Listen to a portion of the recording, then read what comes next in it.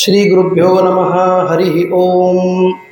ಶುಕ್ಲಾಂಬರಧರಂ ವಿಷ್ಣುಂ ಶಶಿವರ್ಣಂ ಚತುರ್ಭುಜಂ ಪ್ರಸನ್ನವದನಂ ಧ್ಯಾಯೇತ್ ಸರ್ವವಿಘ್ನೋಪಶಾಂತಯೇ. ಸರ್ವವಿಘ್ನಪ್ರಶಮನಂ ಸರ್ವಸಿದ್ಧಿಕರಂ ಪರಂ ಸರ್ವಜೀವಪ್ರಣೇತಾರಂ ವಂದೇ ವಿಜಯದಂ ಹರಿಂ. ಲಕ್ಷ್ಮೀನಾರಾಯಣಂ ವಂದೇ ತದ್ಭಕ್ತಪ್ರವರೋ ಹಿ ಯಃ ಶ್ರೀಮದಾನಂದತೀರ್ಥಾಖ್ಯೋ ಗುರುಸ್ತಂ ಚ ನಮಮ್ಯಹಂ. ವೇದೇ ರಾಮಾಯಣೇ ಚೈವ ಪುರಾಣೇ ಭಾರತೆ ತಥಾ ಆದಾವಂತೆ ಚ ಮಧ್ಯೆ ಚ ವಿಷ್ಣುಃ ಸರ್ವತ್ರ ಗೀಯತೆ. ಕಲ್ಯಾಣಾದ್ಭುತಗಾತ್ರಾಯ ಕಾಮಿತಾರ್ಥಪ್ರದಾಯಿನೇ ಶ್ರೀಮದ್ವೆಂಕಟನಾಥಾಯ ಶ್ರೀನಿವಾಸಾಯ ತೇ ನಮಃ. ಮಾಯಾವಿ ಪರಮಾನಂದಂ ತ್ಯಕ್ತ್ವಾ ವೈಕುಂಠಮುತ್ತಮಂ ಸ್ವಾಮಿ ಪುಷ್ಕರಣೀ ತೀರೆ ರಮಯಾ ಸಹ ಮೋದತೆ. ಭವತಿ ಯದನುಭಾವಾತ್ ಏಡಮೂಕೋಪಿ ವಾಗ್ಮಿ ಜಡಮತಿರಪಿ ಜಂತುರ್ಜಾಯತೆ ಪ್ರಾಜ್ಞಮೌಲಿಃ. ಸಕಲವಚನಚೇತೋ ದೇವತಾ ಭಾರತೀ ಸಾ ಮಮ ವಚಸಿ ನಿಧತ್ತಾಂ ಸನ್ನಿಧಿಂ ಮಾನಸೇ ಚ.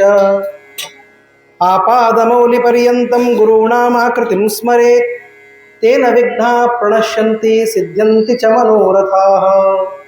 ಸ್ವಸ್ತಿಸ್ತು ಸತಾಂ ಅಶೇಷ ಸನ್ಮಂಗಳಾನಿ ಸಂಭವಂತು. ಸಮ್ಯಕ್ ಶ್ಲೋಕೈಕಶ್ರವಣಪಾಠಮಾತ್ರೇಣ ಕಥಾವಕ್ತುಶ್ಚ ಶ್ರೋತॄಣಾಂ ನಿಖಿಲ ಕಲಿಕೃತ ಕಲ್ಮಷಾಪನೋದನ ಪಟುತರೆ ಶ್ರೀಮದ್ ಭವಿಷ್ಯೋತ್ತರ ಪುರಾಣಾಂತರ್ಗತೆ ಶ್ರೀ ವೆಂಕಟೇಶ ಮಹಾತ್ಮೆ. ಅದ್ಯ ಕಥಾರಂಭಾತ್ ಪೂರ್ವಂ ಕಿಂಚಿತ್ ಪೂರ್ವಾನುವಾದಃ. ಈ ವೆಂಕಟೇಶ ದೇವರ ಕಲ್ಯಾಣೋತ್ಸವದ ಪ್ರವಚನ ಮಾಲಿಕೆಯಲ್ಲಿ ನಿನ್ನೆ ದಿವಸ ನಾವು ಹೇಗೆ ಈ ವೆಂಕಟಾಚಲ ಮಹಾತ್ಮ್ಯವನ್ನು ವೇದವ್ಯಾಸರು ನಿರೂಪಣೆ ಮಾಡಿದ್ದಾರೆ ಭವಿಷ್ಯೋತ್ತರ ಪುರಾಣದಲ್ಲಿ ಅನ್ನುವ ವಿಷಯವನ್ನು ತಿಳಿದುಕೊಳ್ಳಲಿಕ್ಕೆ ಆರಂಭ ಮಾಡಿದ್ದೇವೆ. ಅದರೊಳಗಡೆ ಜನಕರಾಜನ ಕಥೆಯನ್ನು ಸೂತಾಚಾರ್ಯರು ವಿವರಿಸ್ತಾ ಜನಕ ಮಹಾರಾಜನ ಜೀವನದಲ್ಲಿ ಆದಂತಹ ಘಟನೆ, ಕುಶಧ್ವಜನ ಮರಣ, ಆಮೇಲೆ ಅವರು ಮಾಡಿದ ಪ್ರಲಾಪ, ಆವಾಗ ಪುರೋಹಿತರಾಗಿ ಶತಾನಂದರು ಬಂದು ಅವರಿಗೆ ಉಪದೇಶ ಮಾಡಿದ ಕ್ರಮ, ಇದೆಲ್ಲವನ್ನು ಕೂಡ ಆರಂಭ ಮಾಡಿದ್ದಾರೆ. ಅದರೊಳಗಡೆ ಮೊದಲಿಗೆ ಹೇಳ್ತಾರೆ, ವೆಂಕಟೇಶ ದೇವರ ಕಲ್ಯಾಣವನ್ನು ಕೇಳಬೇಕು, ಅದರ ಪೂರ್ವಭಾವಿಯಾಗಿ ಮೊದಲು ವೆಂಕಟಾಚಲ ಮಹಾತ್ಮ್ಯವನ್ನು ಕೇಳಬೇಕು. ಅದಕ್ಕಾಗಿ ಈ ವೆಂಕಟಾಚಲಕ್ಕೆ 4 ಯುಗಗಳಲ್ಲಿ 4 ರೀತಿಯ ಹೆಸರುಗಳು ಅಂತ ನಿನ್ನೆ ದಿವಸ ಹೇಳಿದರು. ಕೃತಯುಗದಲ್ಲಿ ವೃಷಭಾಚಲ ಅಂತ ಕರೀತಾರೆ, ಯಾಕೆ ಅಂತನ್ನೋದನ್ನು ಹೇಳಿದರು. ಆಮೇಲೆ ಈ ತ್ರೇತಾಯುಗದಲ್ಲಿ ಅಂಜನಾಚಲ ಯಾಕೆ ಅಂತನ್ನೋದನ್ನು ಹೇಳಿದರು. ಆಮೇಲೆ ದ್ವಾಪರ ಯುಗದಲ್ಲಿ ಶೇಷಾಚಲ, ಕಲಿಯುಗದಲ್ಲಿ ವೆಂಕಟಾಚಲ ಎಂಬುದಾಗಿ ಕರೀತಾರೆ. ಇದಕ್ಕೆ ಕಾರಣ ಏನು ಅನ್ನೋದನ್ನು ತಿಳಿಸುವಂತಹ ಕೆಲಸವನ್ನು ಮಾಡಿದರು. ಅಲ್ಲಿ ಅಂಜನಾಚಲದವರೆಗೆ ನಾವು ಅಭಿಪ್ರಾಯವನ್ನು ಮಾಡಿಕೊಂಡಿದ್ದೇವೆ. ಈಗ ಮೂರನೆಯದಾದ ಶೇಷಾಚಲದ ಬಗ್ಗೆ ತಿಳಿದುಕೊಳ್ಳಲಿಕ್ಕೆ ಇವತ್ತಿನ ಕಥಾವನ್ನು ಆರಂಭ ಮಾಡೋಣ. ಅದ್ಯ ಕಥಾ ಆರಂಭ.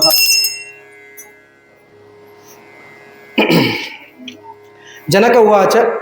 ಸಂತೋಷೋ ಹ್ಯಭವದ್ ಬ್ರಹ್ಮನ್ ಶ್ರುತ್ವಾ ತನ್ನಾಮ ಕಾರಣಂ ದ್ವಾಪರೇ ಶೇಷಶೈಲೇತಿ ಕಥಂ ಖ್ಯಾತಿರ್ಗಮಿಷ್ಯತಿ. ಬಹಳ ಸಂತೋಷ ಆಯಿತು. ಒಂದೊಂದಕ್ಕೊಂದೊಂದು ಕಥೆ ಕೊಟ್ಟಿದ್ದಾರೆ. ವೃಷಭಾಸುರನ ಕಥೆಯನ್ನು ಕೇಳಿದ್ವಿ, ಅಂಜನಾಚಲದ ಕಥೆಯನ್ನು ಕೂಡ ಕೇಳಿದ್ವಿ. ಈಗ ನಮಗೆ ಶೇಷಶೈಲವನ್ನು ಹೇಗೆ ಅನ್ನೋದನ್ನು ಹೇಳಿ ಅಂತ ಕೇಳಿದ್ವಿ. ಆವಾಗ ಶತಾನಂದರು ಅದನ್ನು ವಿವರಣೆ ಮಾಡ್ತಾ ಹೇಳ್ತಾರೆ, ಪುರಾ ವೈಕುಂಠ ನಗರೇ ದ್ವಾರಿ ಶೇಷಂ ಸಮಾದಿಶತ್ ದೇವಾದಿದೇವೋ ಭಗವಾನ್ ರೇಮೇ ಚರಮಯಾ ಸಹ. ಪರಮಾತ್ಮ ತನ್ನ ವೈಕುಂಠಪುರದೊಳಗೆ ವಾಸ ಮಾಡ್ತಾ ಇದ್ದಾನೆ. ಅರ್ಥಾತ್ ಎಲ್ಲ ಕಡೆ ಇರುವ ಸರ್ವವ್ಯಾಪ್ತನಾದ ಪರಮಾತ್ಮ ವೈಕುಂಠಪುರದಲ್ಲಿ ವಿಶೇಷವಾಗಿ ತನ್ನ ಆ ರೂಪವನ್ನು ತೋರಿಸ್ತಾ, ಅಲ್ಲಿ ಒಂದು ಸಲ ಏಕಾಂತದಲ್ಲಿ ನಾನು ಮಹಾಲಕ್ಷ್ಮಿ ಇರಬೇಕು, ಅದಕ್ಕಾಗಿ ದ್ವಾರಪಾಲಕನಾಗಿ ನೀನು ಇರುವಂಥ ಶೇಷದೇವರನ್ನು ಕೊಟ್ಟು ಕಳಿಸ್ತಾರೆ. ಯಾಕೆ ಶೇಷದೇವರನ್ನು ಕಳಿಸ್ಬೇಕಾಯಿತು ಅಂದರೆ, ಶೇಷದೇವರ ಮೇಲೆ ಇವರು ಪೌಡಿಸಿರೋದು. ಶೇಷ ಪರ್ಯಂಕ ಶಯನಃ ಅಂತ ಕರೀತಾರೆ ದೇವರು. ಹೀಗಾಗಿ ಶೇಷ ಶಯನನಾದ ಪರಮಾತ್ಮ ಮಹಾಲಕ್ಷ್ಮಿ ಜೊತೆಗೆ ಏಕಾಂತದಲ್ಲಿ ಮಾತಾಡಬೇಕು ಅಂತಂದರೆ ಶೇಷ ಯಾವಾಗಲೂ ಇದ್ದೇ ಇರ್ತಾನಲ್ಲ, ಅದರ ಮೇಲೆ ಕೂತು ಮಾತಾಡೋದಾದರೆ ಅದಕ್ಕಾಗಿ ಹೇಳಿದ ಶೇಷದೇವರಿಗೆ, ನೀನು ಸ್ವಲ್ಪ ಹೊತ್ತು ದ್ವಾರಪಾಲಕನಾಗಿ ಇರು, ಅಷ್ಟೇ ಅಲ್ಲ ಯಾರೇ ಬಂದರೂ ಕೂಡ ಅವರನ್ನು ಒಳಗಡೆ ಬಿಡಬೇಡ ಅಂತ ಆದೇಶ ಮಾಡಿ ಪರಮಾತ್ಮ ಬಿಟ್ಟಿದ್ದ. ಆವಾಗ ಸಂತೋಷದಿಂದ ಶೇಷದೇವರು ಭಗವಂತ ಯಾವ ಕೆಲಸ ಕೊಟ್ಟರೂ ಶಿರಸಾವಹಿಸಿ ಮಾಡುವ ಮಹಾನುಭಾವ. ಅದಕ್ಕೆ ಶೇಷದೇವರು ಮಾಡಿದರು. ಯಾವಾಗ ಈ ರೀತಿಯಾಗಿ ನಿಯುಕ್ತರಾದರೋ ಆ ಕ್ಷಣಕ್ಕೆ ವಾಯುದೇವರು ಅಲ್ಲಿಗೆ ಬರ್ತಾರೆ. ಹೇಳ್ತಾರೆ ನೋಡಿ, ತಸ್ಮಿನ್ ಕಾಲೇ ಮಹಾರಾಜ ಮಾರುತ ಪ್ರಾಣಿವಲ್ಲಭ ಏಕಸ್ಮಾತ್ ಕಾರಣಾತ್ ಪ್ರಾಪ್ತೋ ಭಗವದ್ ದರ್ಶನಾಯ ಚ. ಅವರು ಯಾವಾಗಲೂ ಪರಮಾತ್ಮನನ್ನು ನೋಡೋರೆ, ಆದರೆ ವೈಕುಂಠದಲ್ಲಿ ನೋಡಬೇಕು ಅಂತ ಬಂದಿದ್ರಷ್ಟೇ, ಈ ಅಭಿಪ್ರಾಯ. ಅವರೇನು ನೋಡೋದಿಲ್ಲ ಅಂತಲ್ಲ. ನಹಿ ಹರಿಂ ಸತತಂ ನ ನಮತ್ಯಸೌ ನ ಚ ನ ಪಶ್ಯತಿ ನಾಪಿ ನ ವಂದತೆ ಅಪಿ ತಥೇತಿ ವಿಧಾಯ ವಿಶೇಷತಃ ಸನನು ಸಾಧು ಜನಾನ್ ಸಮಶಿಕ್ಷಯತ್ ಅಂತ ವಾಯುದೇವರ ಬಗ್ಗೆ ಹೇಳಬೇಕಾದ್ರೆ, ಆಚಾರ್ಯರ ಬಗ್ಗೆ ಹೇಳಬೇಕಾದ್ರೆ ಹೇಳ್ತಾರೆ. ಈಗೇನೋ ಅವರು ದೇವ್ರ ನಮಸ್ಕಾರ ಮಾಡಿದರು, ಆಮೇಲೆ ಈಗ ಸ್ಮರಣೆ ಮಾಡಿದರು ಅಂತ ಅನ್ನೋದು ಆ ಕ್ಷಣಕ್ಕೆ ನಮಗೆ ಕೊಡಬೇಕಾದ ಶಿಕ್ಷಣ ಅಷ್ಟೇ. ಆದರೆ ಅವರು ಅನುಕ್ಷಣ ಅದನ್ನೇ ಮಾಡ್ತಾ ಇರ್ತಾರೆ. ಹೀಗಾಗಿ ಅವರು ಭಗವತ್ ಸ್ಮರಣೆಯಲ್ಲೇ ಇರುವವರು ಯಾವುದೋ ಕಾರ್ಯ ಇದೆ ಅಂತ ವೈಕುಂಠದಲ್ಲೇ ಬಂದು ಆ ವೈಕುಂಠ ಪತಿಯನ್ನು ನೋಡಬೇಕು ಅಂತ ಬರ್ತಾ ಇದ್ದಾರೆ ವಾಯುದೇವರು. ಯಾವುದೋ ಏಕಸ್ಮಾತ್ ಕಾರಣ ಅಂತಂದು ಬರ್ದು, ಯಾವ ಕಾರಣ ಅಂತ ಬರ್ದಿಲ್ಲ. ನಿಜವಾಗಿ ಹೇಳ್ಬೇಕಂದ್ರೆ ಈ ಒಂದು ಪ್ರಸಂಗ ನಡೀಬೇಕು, ಇದೇ ಕಾರಣ ಇದ್ದಿರಬಹುದು ಅಂತ ಅನ್ನಿಸ್ತದೆ. ಯಾವುದೋ ಕಾರಣದಿಂದ ಅಲ್ಲಿ ವಾಯುದೇವರು ಬಂದಿದ್ದಾರೆ. ಬಂದು ಅವರು ಯಾರು ಪರ್ಮಿಷನ್ ಕೇಳಬೇಕಾಗಿಲ್ಲ. ಮಕ್ಕಳಿಗೆ ತಂದೆಯ ಮನೆಗೆ ಅಥವಾ ತಂದೆಯ ಹತ್ರ ಹೋಗಲಿಕ್ಕೆ ಪರ್ಮಿಷನ್ ಬೇಕಾಗೋದಿಲ್ಲ. ಹೀಗಾಗಿ ದೊಡ್ಡ ಅಂತ ಓಡ್ತಾ ಇದ್ದಾರೆ ಒಳಗೆ. ಆವಾಗ ಶೇಷದೇವರು ಸ್ಟಾಪ್ ಅಂತಂದು ಹೆಂಗಂದ್ರು ನೋಡಿ ಹೇಳ್ತಾರೆ, ದ್ವಾರೇ ತಂ ರೋಧಯಾಮಾಸ ರುಕ್ಮದಂಡೇನ ಸರ್ಪರಾಟ್. ರುಕ್ಮದಂಡ, ಒಳ್ಳೆ ಬಂಗಾರದ ದಂಡ ಹಿಡ್ಕೊಂಡಿದ್ದು, ಅದನ್ನು ಅಡ್ಡ ತಂದುಬಿಟ್ಟು ಸ್ಟಾಪ್ ಅಂತ ಹೇಳಿ ಹೋಗೋಂಗಿಲ್ಲ. ಯಾಕೆ? ಕಿಮರ್ಥಂ ವೃದ್ಧಸೇ ಮೂರ್ಖ ಕಾರ್ಯಸ್ಯ ಮಹತಿ ತ್ವರ ಇತ್ಯುಕ್ತೆ ವಾಯುನ ಶೇಷ ಉವಾಚ ವಚನಂ ಪುನಃ. ಅವರು ಯಾವಾಗ ಇವರನ್ನು ತಡೆದ್ರು ಆವಾಗ ತಕ್ಷಣ ವಾಯುದೇವರಂದರು, ಮೂರ್ಖ, ನನ್ನನ್ನು ತಡಿತೀಯಲ್ಲೋ, ನನ್ನನ್ನು ತಡೆದವ್ರು ಯಾರೂ ಇಲ್ಲೇ ಇಲ್ಲ ಜಗತ್ತಿನೊಳಗೆ, ಯಾವ ಕಾಲಕ್ಕೂ ಇಲ್ಲ. ನೀನು ಯಾಕೆ ನನ್ನನ್ನು ತಡಿತಾ ಇದ್ದಿ? ಯಾವ ಕಾರ್ಯಸ್ಯ ಮಹತಿ ತ್ವರ, ಬಹಳ ಅರ್ಜೆಂಟ್ ಕೆಲಸ ಇದೆ, ನನ್ನನ್ನು ಬಿಡಬೇಕು, ನೀನು ತಡಿಬೇಡ ಅಂತಂದು. ಆವಾಗ ಶೇಷದೇವರಿಗೆ ಒಂದು ಅನಿಸ್ತದೆ, ಯಾರಿಗೂ ಇಲ್ಲದ ಪ್ರೀತಿ ನನ್ನ ಮೇಲೆ ಪರಮಾತ್ಮನಿಗಿದೆ. ಯಾಕೆ ಹೇಳ್ರಿ? ಅವ್ರಿಗೊಂದು ಮನಸ್ಸೋಗಿತ್ತು, ಏನಂದರೆ ಯಾವಾಗಲೂ ಜೊತೆಗಿರೋವನು ವಾಯುವಿನಿಗಿಂತ ಜಾಸ್ತಿ ನಾನೇ ಅಂತ ತಲೆಯೊಳಗಿತ್ತು.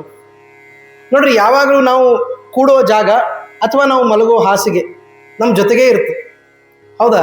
ಪರಮಾತ್ಮಂದು ಸದಾ ಯೋಗ ನಿದ್ರೆಯಲ್ಲೇ ಇರೋವನು, ನಿದ್ರಾವಸ್ಥಾದಲ್ಲೇ, ಅರ್ಥಾತ್ ಯೋಗ ನಿದ್ರಾವಸ್ಥಾದಲ್ಲಿರೋವನು. ಅಂದಮೇಲೆ ಶೇಷದೇವರು ಕಾಯಂ ಜೊತೆಗಿರೋರು. ಅಂತ ನಾನು ಪರಮಾತ್ಮನಿಗೆ ಎಲ್ಲಕ್ಕಿಂತ ಪ್ರಿಯ ಅಂತ ಅವನು ತಿಳಿದಿದ್ದರಂತೆ ತೋರಿಸ್ತಾರೆ. ಅದನ್ನು ಮನಸ್ಸಿನೊಳಗಿಟ್ಟುಕೊಂಡು ಜೋರು ಮಾಡ್ತಾರಂತೆ, ಅಹಂ ಆಜ್ಞಾಧರೋ ವಿಷ್ಣೋ ಮಾಂ ಮಾತ್ವಂ ಅಂತಃಪುರಂಗಮಃ ಇತಿ ತಸ್ಯ ವಚ ಶ್ರುತ್ವ ಜಗತ್ ಪ್ರಾಣೋ ಬ್ರವೀದಿದಂ. ನಾನು ಇಲ್ಲಿ ನಿಯುಕ್ತನಾಗಿದ್ದೇನೆ, ಯಾರನ್ನೂ ಒಳಗೆ ಬಿಡತಕ್ಕದ್ದಲ್ಲ ಅಂತ ಹೇಳಿದ್ದ. ಪರಮಾತ್ಮ ಮಹಾಲಕ್ಷ್ಮಿ ಜೊತೆಗೆ ಏಕಾಂತದಲ್ಲಿದ್ದಾನೆ, ಆದ್ದರಿಂದ ನಾವು ಯಾರೂ ಅಲ್ಲಿ ಹೋಗತಕ್ಕದ್ದಲ್ಲ, ನಿಮ್ಮನ್ನೆಲ್ಲ ತಡೆದು ನಿಲ್ಲಿಸುವ ಶಕ್ತಿ ನನಗಿದೆ ಅಂತ ದೇವರು ನನ್ನನ್ನು ಇಲ್ಲಿ ನಿಲ್ಲಿಸಿದ್ದಾನೆ ಅಂತಂದು. ಅವಾಗ ವಾಯುದೇವರಂದರು, ಅದು ಅಪ್ಲೈ ನನಗೆ ಆಗೋದಿಲ್ಲ ಅಂತ. ಬೇರೆ ಎಲ್ಲರೂ ಹೇಳಿರ್ಬೇಕದು, ವಾಯುದೇವರಿಗೆ ಅಂತ ಅವ್ರು ಪ್ರತ್ಯೇಕ ಹೇಳಿಲ್ಲ ಅಷ್ಟೇ. ನೀ ತಿಳ್ಕೋಬೇಕು, ಶಾಸ್ತ್ರ ಓದೋರಿಗೆ ಗೊತ್ತಿರಬೇಕದು ಏನಂತ. ನಾವು ಯಾರನ್ನಾದರೂ ತಡೀಬಹುದು, ನಮ್ಮ ಯೋಗ್ಯತೆ ಮೀರಿದವರನ್ನು ತಡಿಲಿಕ್ಕಾಗೋದಿಲ್ಲ, ಹೌದೋ ಇಲ್ಲೋ? ಶೇಷದೇವರ ಯೋಗ್ಯತೆ ಮೀರಿದ ವಾಯುದೇವರಿಗೆ ಅವರು ಪ್ರತಿರೋಧವನ್ನು ಮಾಡಲಿಕ್ಕಾಗೋದಿಲ್ಲ. ಹಾಗಾಗಿ ಅದನ್ನು ನನಗಲ್ಲ ಅಂತ ಅವರು ಅನ್ನುವಂತೆ ಮುಂದಿನ ಮಾತುಗಳನ್ನು ಹೇಳ್ತಾರೆ. ಏನು ಹೇಳ್ತಾರಂದರೆ, ಜಯಶ್ಚ ವಿಜಯಶ್ಚೈವ ಶಪ್ತೌ ತೌ ಮುನಿ ವಿಪ್ಪುರ ಅಹಂಕಾರೇಣ ಸಹಿತೌ ಕುಂಭಕರ್ಣ ದಶಾನನೌ ವಿಸ್ಮೃತೌ ಕಿಂ ತ್ವಯಾ ಮೂರ್ಖ ದ್ವಾರಪತ್ಯೇ ನಿಯೋಜಿತವು. ಈಗ ನೀನು ಒಬ್ಬನೇ ನಿಂತಿದ್ದಿ, ಹಿಂದೆ ಇಬ್ಬಿಬ್ಬರು ನಿಂತಿದ್ರು, ಜಯ ವಿಜಯ ಅಂಥೇಳಿ. ಅವರಿಗೆ ಯಾರು ಸನಕಾದಿ ಋಷಿಗಳೇ ಆ ಶಾಪ ಕೊಟ್ಟರು, ಅವರು ಬಂದಾಗ ತಡೆ ಹಿಡಿದಿದ್ದಕ್ಕೆ. ಆಮೇಲೆ ಭಗವಂತನ ಸದಾ ಕಾಲದ ಪ್ರೀತಿಯನ್ನು ಮಾಡ್ತೀವಿ ಅಂತ ಅವರಿಗೆ ಒಂದು ಜೋಶ್ ಇತ್ತು, ಅದೇ ಭಗವಂತನನ್ನು ಪೂರ್ಣ ದ್ವೇಷ ಮಾಡುವ ಯೋನಿಯಲ್ಲಿ ಹುಟ್ಟಬೇಕಾಯ್ತು. ಜಯ ವಿಜಯರೇ ರಾವಣ ಕುಂಭಕರ್ಣನಾಗಿ ಹುಟ್ಟಬೇಕಾಯ್ತು, ಶಿಶುಪಾಲ ದಂತವಕ್ರನಾಗಿ ಹುಟ್ಟಬೇಕಾಯ್ತು. ಹೀಗೆಲ್ಲ ಇರೋದ್ರಿಂದ ಅದೆಲ್ಲ ಮರೆತು ಬಿಟ್ಟು ಏನು ಅಂತ ಕೇಳಿದ್ರು. ಅದಕ್ಕೆ ಹೇಳ್ತಾರೆ ನೋಡ್ರಿ, ಇತಿಹಾಸವನ್ನು ಮರೆತವನಿಗೆ ಮುಂದಿಂದು ಗೊತ್ತಾಗೋದಿಲ್ಲ ಹೇಗೆ ಅಂತ.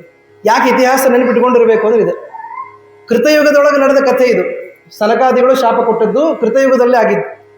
ಅದಕ್ಕೆ ಒಬ್ಬರು ಇಂಗ್ಲಿಷ್ ಇದರೊಳಗೆ ಹೇಳ್ತಾರೆ, one who learns nothing from the past will be punished by the future ಅಂತ. ಹಳೆಯದನ್ನು ಯಾಕೆ ಅಭ್ಯಾಸ ಮಾಡ್ಬೇಕು ಹೇಳ್ರಿ? ಇತಿಹಾಸ ಓದೋದ್ರಿಂದ ಏನು ಪ್ರಯೋಜನ? ಹಿಂಗಾಗಿತ್ತಪ್ಪ ಬಿಟ್ಟು ಬಿಡ್ರಿ ಅಂದರೆ ಅದರಿಂದ ಕಲೀಲಿಕ್ಕೆ ನಮಗುಂಟು. ಏನಂತ? ದ್ವಾರಪಾಲಕರಾಗಿ ನಾವಿದ್ದರೂ ಕೂಡ ಭಗವದ್ಭಕ್ತ ತಮರು ಯಾರಿದ್ದಾರೆ ಅವರನ್ನ ಪ್ರತಿರೋಧ ಮಾಡಿದರೆ ಕದಾಚಿತ್ ಶಾಪ ಬರ್ತದೆ. ಇಷ್ಟು ಬರಬೇಕಾಗಿತ್ತು ವಿಚಾರ ನಿನ್ನ ತಲೆಯೊಳಗೆ. ವಾಯುದೇವರು ಬಂದಾಗ ಅವ್ರನ್ನ ತಡಿತೀಯಲ್ಲ ನೀನು ಅಂತ ವಾಯುದೇವರು ಪ್ರಶ್ನೆ ಮಾಡಿದ್ರು. ಓ ಹೌದಲ್ಲ, ಇದನ್ನು ನಾವು ಕೇಳಿದ್ರೆ ಏನಂತ ಭಯ ಬೀಳಬೇಕಾಗಿತ್ತು. ಆದರೆ ಶೇಷದೇವರಿಗೆ ಆ ಕ್ಷಣಕ್ಕೆ ಭಯ ಬರಲಿಲ್ಲ. ಅವರಂದ್ರು, ಯಾರನ್ನಾದರೂ ತಡೀಬಲ್ಲೆ ನಾನು. ತದ್ವಾಕ್ಯೇನ ಅಹಿರಾಜೇಂದ್ರ ಪ್ರಜ್ಜ್ವಾಲ ಅಂದ್ರೆ ಭಯಂಕರ ಕಿಡಿಕಿಡಿ ಕೆಂಡ ಆಗ್ಬಿಟ್ರು, ಸಿಟ್ಟು ಬಂದ್ಬಿಡ್ತು. ಸಿಟ್ಟು ಬಂದು ಹೇಳ್ತಾರೆ, ಗರ್ಹಯನ್ ವಚನೈಸ್ತೀಕ್ಷ್ಣೈ ಮುಖ್ಯ ಪ್ರಾಣ ಮಹೇಶ್ವರ. ಆ ಮುಖ್ಯ ಪ್ರಾಣನಿಗೆ ಗರ್ಹಯನ್ ಅಂದರೆ ಬೈತಾ ಇದ್ದಾರಂತ. ನೀನೇನೋ ಉಪನ್ಯಾಸ ಮಾಡಬಹುದು ಈ ಥರ, ಆದರೆ ಅದು ಸತ್ಯ ಅಲ್ಲ. ಯಾಕೆ ಅಂತಂದರೆ ನಿನಗೆ ಅಲ್ಲ, ಯಾರನ್ನೂ ಬಿಡಬಾರ್ದು ಅಂತ ದೇವರು ಆಜ್ಞೆ ಮಾಡಿದ ಮೇಲೆ ನಾನು ಯಾರನ್ನೂ ಬಿಡೋದಿಲ್ಲ. ಅಷ್ಟೇ ಅಲ್ಲ, ನೀವು ದೊಡ್ಡದಾಗಿ ಏನಾದರೂ ನನಗೆ ಯಾವುದೂ ಅಪ್ಲೈ ಆಗೋದಿಲ್ಲ ಅಂತ ನೀನು ಹೇಳೋದಾದರೆ ಅದು ತಪ್ಪು. ಯಾಕೆ ಅಂದರೆ ಕಿಂ ಗರಿಷ್ಠಂ ವಚ ಪ್ರೋಕ್ತಂ ಜೀವನೇಚ್ಛಾ ನ ವಿದ್ಯತೆ. ನನ್ನ ಪ್ರಹಾರದಿಂದ, ಅರ್ಥ ನನ್ನ ವಿಷದಿಂದ ಎಂಥವರು ಜಗತ್ತಿನೊಳಗೆ ಸುಟ್ಟು ಹೋಗ್ತಾರೆ. ಅಂತಹ ವಿಷೋಲ್ಬಣರಾಗಿ ಬೀಳಬೇಕಾಗ್ತದೆ. ವಿಷೋಲ್ಬಣರಾಗಿ ಇದ್ದ ಸರ್ಪಗಳ ಒಡೆಯ ನಾನು. ಆದ್ದರಿಂದ ಯಾರೂ ನನ್ನ ವಿಷಕ್ಕೆ ತಡ್ಕೊಳ್ಳಿಕ್ಕೆ ಶಕ್ಯ ಇಲ್ಲ. ನಿನಗೇನಾದರೂ ಬದುಕೋ ಇಚ್ಛಾ ಇಲ್ಲೇನೋ ಅಂತ ಶೇಷದೇವರು ಕೇಳಿದ್ರು ವಾಯುದೇವರು. ಇದು ಅಪರೂಪದ ಸನ್ನಿವೇಶ. ಯಥಾ ಭಾನುಗತಿಂ ಲೋಕೆ ನೈವ ಜಾನಂತಿ ಮೋಹಿತಾಹ. ಸೂರ್ಯನ ಶಾಖವನ್ನು ಕೆಳಗೆ ಪೃಥ್ವಿಯಲ್ಲಿ ಕೂತವರು ಏನು ಅಳಿಲಿಕ್ಕೆ ಸಾಧ್ಯ? ಬಿಸಿ ಅಂತ ಅಷ್ಟೇ ಗೊತ್ತಾಗ್ತದೆ. ಅದು ಎಷ್ಟು ಬಿಸಿ ಅಂತ ಸೂರ್ಯನ ಹತ್ತಿರ ಹೋದವರಿಗೆ ಗೊತ್ತಾಗ್ತದೆ, ಅರ್ಥಾತ್ ಅದನ್ನು ತಿಳಿದವರಿಗೆ ಗೊತ್ತಾಗ್ತದೆ. ಹಾಗೆ ಈ ಇವನೇನು ಸರ್ಪರಾಜ ಸುಮ್ಮನೆ ಇರ್ತಾನೆ ಮಲಗಿರ್ತಾನೆ ಅಂತ ನೀನು ಅನ್ಕೊಂಡು, ಅಲ್ಲ, ನನ್ನ ಸಾಮರ್ಥ್ಯ ನೋಡಿದವ್ರಿಗೆ ಗೊತ್ತು ಅಂತ ಬೈತಾ ಇದ್ದಾನೆ. ಹೀಗಾಗಿ ತತ್ ಕಥಂ ನರವದ್ವಾಯೋ ವೃಥಾ ಗರ್ವಂ ಪ್ರಭಾಷಸೆ ಬಲೆ ಜ್ಞಾನೇ ವಿರಾಗೇವ ವಿಷ್ಣು ಭಕ್ತೌ ನಮತ್ಸಮಃ. ಅದಕ್ಕೆ ಸಮರಿ ಹೇಳ್ತೀನಿ ಕೇಳು. ಏನಂತ ಅಂದರೆ, ನೀನು ಗರ್ವವನ್ನು ಮಾಡಬೇಡ. ವಾಯು, ಬಲ ಮತ್ತು ಜ್ಞಾನ ಮತ್ತು ವೈರಾಗ್ಯ ಇವುಗಳಲ್ಲಿ ನನ್ನ ಸಮರಾದವರು ಯಾರಿಲ್ಲ ಅಂತ ಅಂದ್ಬಿಟ್ರು ಶೇಷದೇವರು. ಅಪರೂಪ. ಯಾಕೆ ಹೇಳ್ರಿ? ಅವರಿಗೆ ಗೊತ್ತಿದೆ ಬಲದೊಳಗೆ ಯಾರು ದೊಡ್ಡವರು. ಪಾಂಡಿತ್ಯೇಚ ಪಟುತ್ವೇಚ ಶೂರತ್ವೇಪಿ ಬಲೇಪಿ ಚ ಭೀಮಸೇನ ಸಮೋ ನಾಸ್ತಿ ಸೇನಯೋರು ಉಭಯೋರಪಿ. ಮಹಾಭಾರತದಲ್ಲಿ ವೇದವ್ಯಾಸರು ಹೇಳಿದ್ದಾರೆ. ಹೀಗಾಗಿ ವಾಯುದೇವರಿಗೆ ಸಮರಾದ ಬಲ ಇಲ್ಲ, ವೈರಾಗ್ಯ ಯಾರಿಗೂ ಇಲ್ಲ, ಅವರಂಥ ವೈರಾಗ್ಯ ಅದು ಯಾರಿಗೂ ಇಲ್ಲ, ಮತ್ತು ಜ್ಞಾನದೊಳಗಂತೂ ಅವರು ಜೀವೋತ್ತಮರಾಗಿದ್ದ. ಇಷ್ಟೆಲ್ಲ ಇದ್ದು ಕೂಡ ಆ ಅಸುರ ಆವೇಶ ಹೆಂಗಿರ್ತದೆ ಅಂತಂದರೆ ಕದಾಚಿತ್ ಈ ರೀತಿಯಾಗಿ ಬಂದ್ಬಿಡುತ್ತೆ. ಅವರಂದ್ರು ನನಗೆ ಯಾರೂ ಸಮನಾದವರಿಲ್ಲ. ಹೀಗಾಗಿ ಅದಕ್ಕೊಂದಿಷ್ಟು ಕಾರಣ ಕೊಡ್ತಾರೋ, ಇದಿಷ್ಟೇ ಒಂದು ಸ್ಟೇಟ್ಮೆಂಟ್ ಮಾಡೋದಿಲ್ಲ. ಅದಕ್ಕೆ ಕಾರಣ ಏನು? ಸದಾ ಮೇ ಅಂತಃಪುರವಾಸ. ವೈಕುಂಠದೊಳಗೆ ನೀವು ಬಂದು ಹೋಗೋರು, ನೀವು ಬರ್ತೀರಿ ಹೋಗ್ತೀರಿ ಅಷ್ಟೇ. ಖಾಯಂ ಇರೋರು ಯಾರು ವೈಕುಂಠದೊಳಗೆ? ಒಂದು ನಾರಾಯಣ, ಮಹಾಲಕ್ಷ್ಮಿ, ಬಿಟ್ಟರೆ ಶೇಷನೇ. ಆದ್ದರಿಂದ ನಾನು ದೊಡ್ಡವನು ಅಂತ ಒಂದು. ಮತ್ತು ಪುತ್ರಾದಪ್ಯಧಿಕೋ ಹರೇಹೇ, ಪರಮಾತ್ಮನಿಗೆ ಮಗನಿಗಿಂತ ಹೆಚ್ಚಿನ ಪ್ರೀತಿ ನನ್ನ ಮೇಲೆ. ಮಗನಿಗಿಂತ ಅಂದರೆ ನಿನಗಿಂತ ಅಂತ ಅರ್ಥ. ವಾಯುದೇವರ ಮಗ ಅಲ್ಲ ಪರಮಾತ್ಮನಿಗೆ, ಆದ್ದರಿಂದ ನಿನಗಿಂತ ಹೆಚ್ಚಿನ ಪ್ರೀತಿ. ಮತ್ತು ಸ್ಥಾಪಿತೋಸ್ಮಿ ದ್ವಾರಪತ್ಯೆ ಲಕ್ಷ್ಮ್ಯಾ ನಾರಾಯಣೇನ ಚ. ಲಕ್ಷ್ಮೀದೇವಿ ಹೇಳಿದ್ದಾಳೆ, ನಾರಾಯಣನನ್ನು ಹೇಳಿಸಿ, ನಾರಾಯಣನ ಕೈಯಿಂದ ಹೇಳಿಸಿದ್ದಾಳೆ, ನಮ್ಮ ಹುಡುಗ ಶೇಷ ಇದ್ದಾನಲ್ಲ ಅವನನ್ನು ದ್ವಾರಪತ್ಯೆಗೆ ನಿಲ್ಲಿಸ್ರಿ, ಅಂದರೆ ನಮ್ಮ ಏಕಾಂತಕ್ಕೆ ಯಾವ ಭಂಗ ಇರೋದಿಲ್ಲ ಅಂತ. ಇಷ್ಟು ವಿಶ್ವಾಸ ಯಾರ ಮೇಲೆ ಮಾಡ್ಲಿಕ್ಕೆ ಶಕ್ಯ? ಅದು ಯಾರ ಮೇಲೆ ಅತಿಯಾದ ಪ್ರೀತಿ ಇರ್ತದೋ ಅವ್ರ ಮೇಲೆ ಮಾಡ್ತಾರೆ. ಆದ್ದರಿಂದ ನನಗೆ ಯಾರೂ ಸಮಾನ ಅಲ್ಲ ಅಂತ. ಅದಕ್ಕೆ ವಾಯುದೇವರಂದರು ಚೆನ್ನಾಗಿ ಹೇಳಿದ್ರು. ಏನಂತ? ಬಿಡಾಲೋ ಅಂತ ಸ್ಥಿತೋ ವಾಪಿ ಬಹಿಷ್ಟೇ ಭಸಮೋ ನಹಿ. ಒಬ್ಬ ರಾಜ ಇದ್ದಾನೆ ಅಂತ ಇಟ್ಕೊಡ್ರಿ. ರಾಜ ಪರ್ಯಂಕದ ಮೇಲೆ ಮಲಗಿರ್ತಾನೆ, ಬೆಕ್ಕು ಓಡಾಡ್ತಾ ಇರ್ತದೆ ಒಳಗೆ. ಆನೆ ಏನಾದರೂ ಒಳಗೆ ಬರ್ತದ? ಬರುವುದಿಲ್ಲ.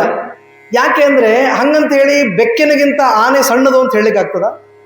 ಅದಕ್ಕೆ ಹೇಳ್ತಾರೆ, ಅಂತಃಪುರದಲ್ಲಿರುವ ಬೆಕ್ಕಿಗಿಂತ ಬಹಿಷ್ಠವಾದಂತಹ ಆನೆ ದೊಡ್ಡದು. ಹಾಗೆ ವಿಷ್ಣುವಿನ ಅಂತಃಪುರದಲ್ಲಿರುವ ಶೇಷನಿಗಿಂತ ಬಹಿಷ್ಠವಾದ ಮಹಾ ಗಜದಂತೆ ಇರುವ ವಾಯುದೇವ ದೊಡ್ಡವ ಅಂತ ಹೇಳಿದರು.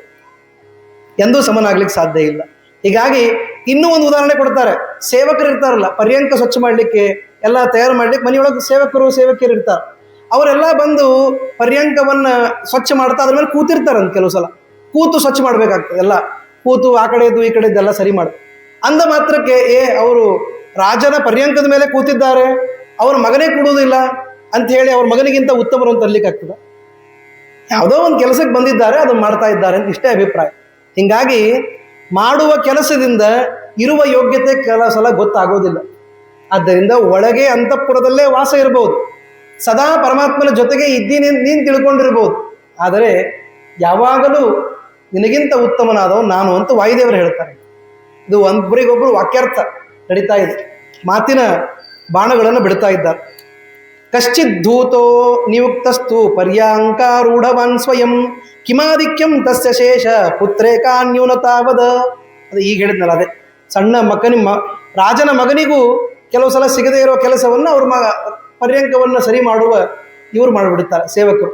ತಾವನ್ ಮಾತ್ರೇಣ ಪುತ್ರನಿಗಿಂತ ಅವರೇ ದೊಡ್ಡವರು ಅಂತ ಹೇಳಲಿಕ್ಕೆ ಆಗೋದಿಲ್ಲ, ಈ ಅಭಿಪ್ರಾಯ ಅಂತ ಹೇಳಿ. ತಯೋರ್ ವಿವಾದೋ ಕ್ಷಭವತ್ ಶೇಷವಾಯುವೋರ್ ಮಹಾತ್ಮನೋಃ ಲಕ್ಷ್ಮ್ಯಾ ನಿಬೋಧಿತ ಶ್ರೀಮಾನ್ ಉತ್ತತಸ್ಥೌ ಗರುಡಧ್ವಜ ಲಕ್ಷ್ಮ್ಯಾ ನಿಬೋಧಿತ. ಇಷ್ಟೆಲ್ಲ ಇವ್ರದ್ದು ಮಾತಿಗೆ ಮಾತು ನಡೀತಾ ಇತ್ತು, ಜೋರಾಗಿ ಮಾತಾಡ್ತಾ ಇದ್ದಾರೆ. ಅವರಂದ್ರು ಯಾವತ್ತೋ ಒಂದಿನ ಪಾಪ ಏಕಾಂತದೊಳಗೆ ಕೂತಾರ ಲಕ್ಷ್ಮೀನಾರಾಯಣರು. ಹಿಂಗೆ ಹೇಳಿದ ಸುಮ್ಮನೆ ಮಾತಿಗೆ, ಅವ್ರು ಯಾವಾಗಲೂ ಜೊತೆಗೆ ಇರೋರು. ಆದರೆ ಇಷ್ಟು ಹೊತ್ತು ಕೂಡಬೇಕು ಅಂದ್ರೂ ನಿಮ್ಮ ಹುಡುಗರು ಬಿಡ್ತಾ ಇಲ್ಲ ನೋಡ್ರಿ, ಮತ್ತಾರೋ ಒಬ್ರು ಹೊರಗೆ ಕೂಗಾಟ ಮಾಡ್ತಾ ಇದ್ದಾರೆ ಅಂಥೇಳಿ ಲಕ್ಷ್ಮೀದೇವಿ ನಾರಾಯಣನನ್ನು ಕಳಿಸ್ತಾಳೆ, ಚೆಕ್ ಮಾಡ್ಕೊಂಬರಿ ಹೋಗ್ರಿ. ತಾಯದ್ದು ಬರೋದಿಲ್ಲ ಅಂದರೆ ಹೆಣ್ಮಕ್ಳು ಎಲ್ಲ ಕಡೆ ಒಂದೇ ಥರ ಇರ್ತಾರೆ ಅಂತ ಅಭಿಪ್ರಾಯ. ಎಲ್ಲಿದ್ದರೂ ಮತ್ತೆ ಪಾಪ ಗಂಡಸರೇ ಎದ್ದು ಬಾಗಿಲು ತೆಗಿಬೇಕು. ಅವರು ಬಂದು ನೋಡ್ತಾ, ನಾರಾಯಣ ಯಾಕಪ್ಪ ಎಲ್ಲರೂ ಜಗಳಾಡ್ತಾ ಇದ್ದೀರಿ ಅಂತಂತ. ಕಿಮರ್ಥಂ ಕ್ರೋಶಸೇ ಶೇಷ ಪುಮಾನ್ ಕೋತ್ರಾಗತ ಪರಹ ಅಂತೇಳಿ. ಯಾಕಿಷ್ಟು ಜೋರು ಶಬ್ದ ಕೇಳಿಸ್ತಾ ಇದೆ ಅಂತಂದರೆ, ಆವಾಗ ಶೇಷ ಶೇಷದೇವರು ಹೇಳ್ತಾರೆ, ಮಲಯಾಚಲವಾಸಸ್ತು ವಾಯುರತ್ಯಂತ ಗರ್ವಿತ.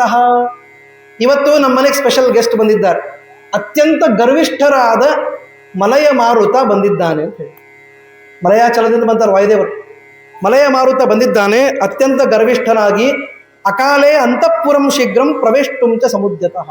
ನೀವು ಹೇಳಿದ್ದೀರಿ ನನಗೆ ಯಾರನ್ನೂ ಬಿಡಬೇಡ್ರಿ ಅಂತ, ಆದರೆ ಅದನ್ನೂ ಮೀರಿ ಅಕಾಲದೊಳಗೆ ಅಂತಃಪುರಕ್ಕೆ ಬರ್ತಾ ಇದ್ದಾನೆ. ಈ ವಾಯುದೇವನ ಸೊಕ್ಕು ಎಷ್ಟಿರಬೇಕು ಅಂತ ಅಂದ್ಬಿಟ್ಟು ಅವಾಚ್ಯ ವಚನವನ್ನೆಲ್ಲ ಮಾತನಾಡಿ ಏತಸ್ಮಿನ್ನೇವ ಇಷ್ಟು ಹೇಳ್ತಾ ಇದ್ದಾರೆ. ಅಷ್ಟೊತ್ತಿಗೆ ವಾಯುದೇವರು ಬಂದು ಪರಮಾತ್ಮನಿಗೆ ನಮಸ್ಕಾರವನ್ನು ಮಾಡಿದ್ದಾರೆ. ನಮಸ್ಕಾರ ಮಾಡಿ ವಾಯುಸ್ತುಷ್ಟಾವ ಪುರುಷಂ ಪುರಾಣಂ ವೇದ ಗೋಚರಂ. ಒಂದೊಂದು ಕ್ಷಣ ಅಲ್ಲ, ಕ್ಷಣದ ಅನಂತ ಭಾಗಗಳಲ್ಲಿಯೂ ವಾಯುದೇವರು ಪ್ರಾರ್ಥನೆ ಮಾಡ್ತಾ ಇರ್ತಾರೆ, ಯಾವಾಗಲೂ ಸ್ತೋತ್ರ ಮಾಡ್ತಾ ಇರ್ತಾರೆ ಪರಮಾತ್ಮ. ಆ ಸ್ತೋತ್ರವನ್ನೇ ನಾರಾಯಣನ ಮುಂದೆ ಮಾಡಿ ಅವನಿಗೆ ನಮಸ್ಕಾರವನ್ನು ಮಾಡ್ತಾರೆ. ಮಾಡಿ ಒಂದು ಮಾತು ಅವ್ರ ಮುಂದೆ ಸುಮ್ಮನೆ ನಿಂತು ಬಿಡ್ತಾರೆ. ಯಾವಾಗಲೂ ಅಷ್ಟೇ ನೋಡ್ರಿ, ಯಾರು ಶಕ್ತಿವಂತರೋ ಅವ್ರಿಗೆ ಮಾತು ಕಡಿಮೆ, ಯಾರು ಶಕ್ತಿ ಕಡಿಮೆ ಇರ್ತದೋ ಅವ್ರ ಮಾತು ಜಾಸ್ತಿ. ಸಂಪೂರ್ಣ ಕುಂಭೋ ನಕರೋತಿ ಶಬ್ದಂ ಅರ್ಧೋ ಘಟೋ ಘೋಷಮುಪೈತಿ ನೂನಂ ವಿದ್ವಾನ್ ಕುಲೀನೋ ನಕರೋತಿ ಗರ್ವಂ ಗುಣೈರ್ವಿಹೀನ ಬಹುಜಲ್ಪಯಂತಿ. ಶಾಸ್ತ್ರ ಹೇಳುತ್ತೆ, ಕವಿ ಹೇಳ್ತಾರೆ ಏನಂತಂದ್ರೆ, ಯಾರಿಗೆ ಸತ್ವ ಒಳಗಿರ್ತದೋ ಅವ್ರಿಗೆ ಮಾತು ಕಡಿಮೆ ಇರ್ತದೆ.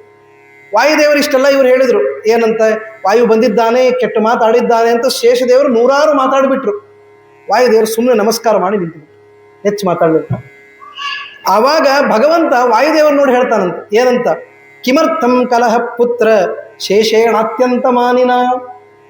ಶೇಷನನ್ನು ನೋಡಿದ್ರೆ ಗೊತ್ತಾಗ್ತಾ ಇದೆ ಅವನಿಗೆ ಹೆಚ್ಚು ಗರ್ವ ಬಂದಿದ್ದು, ಇವನ ಜೊತೆ ಯಾಕೆ ಜಗಳಾಡ್ತೀವೋ ಅಂತ ವಾಯುದೇವರಿಗೆ ಕೇಳ್ತಾರಂತ.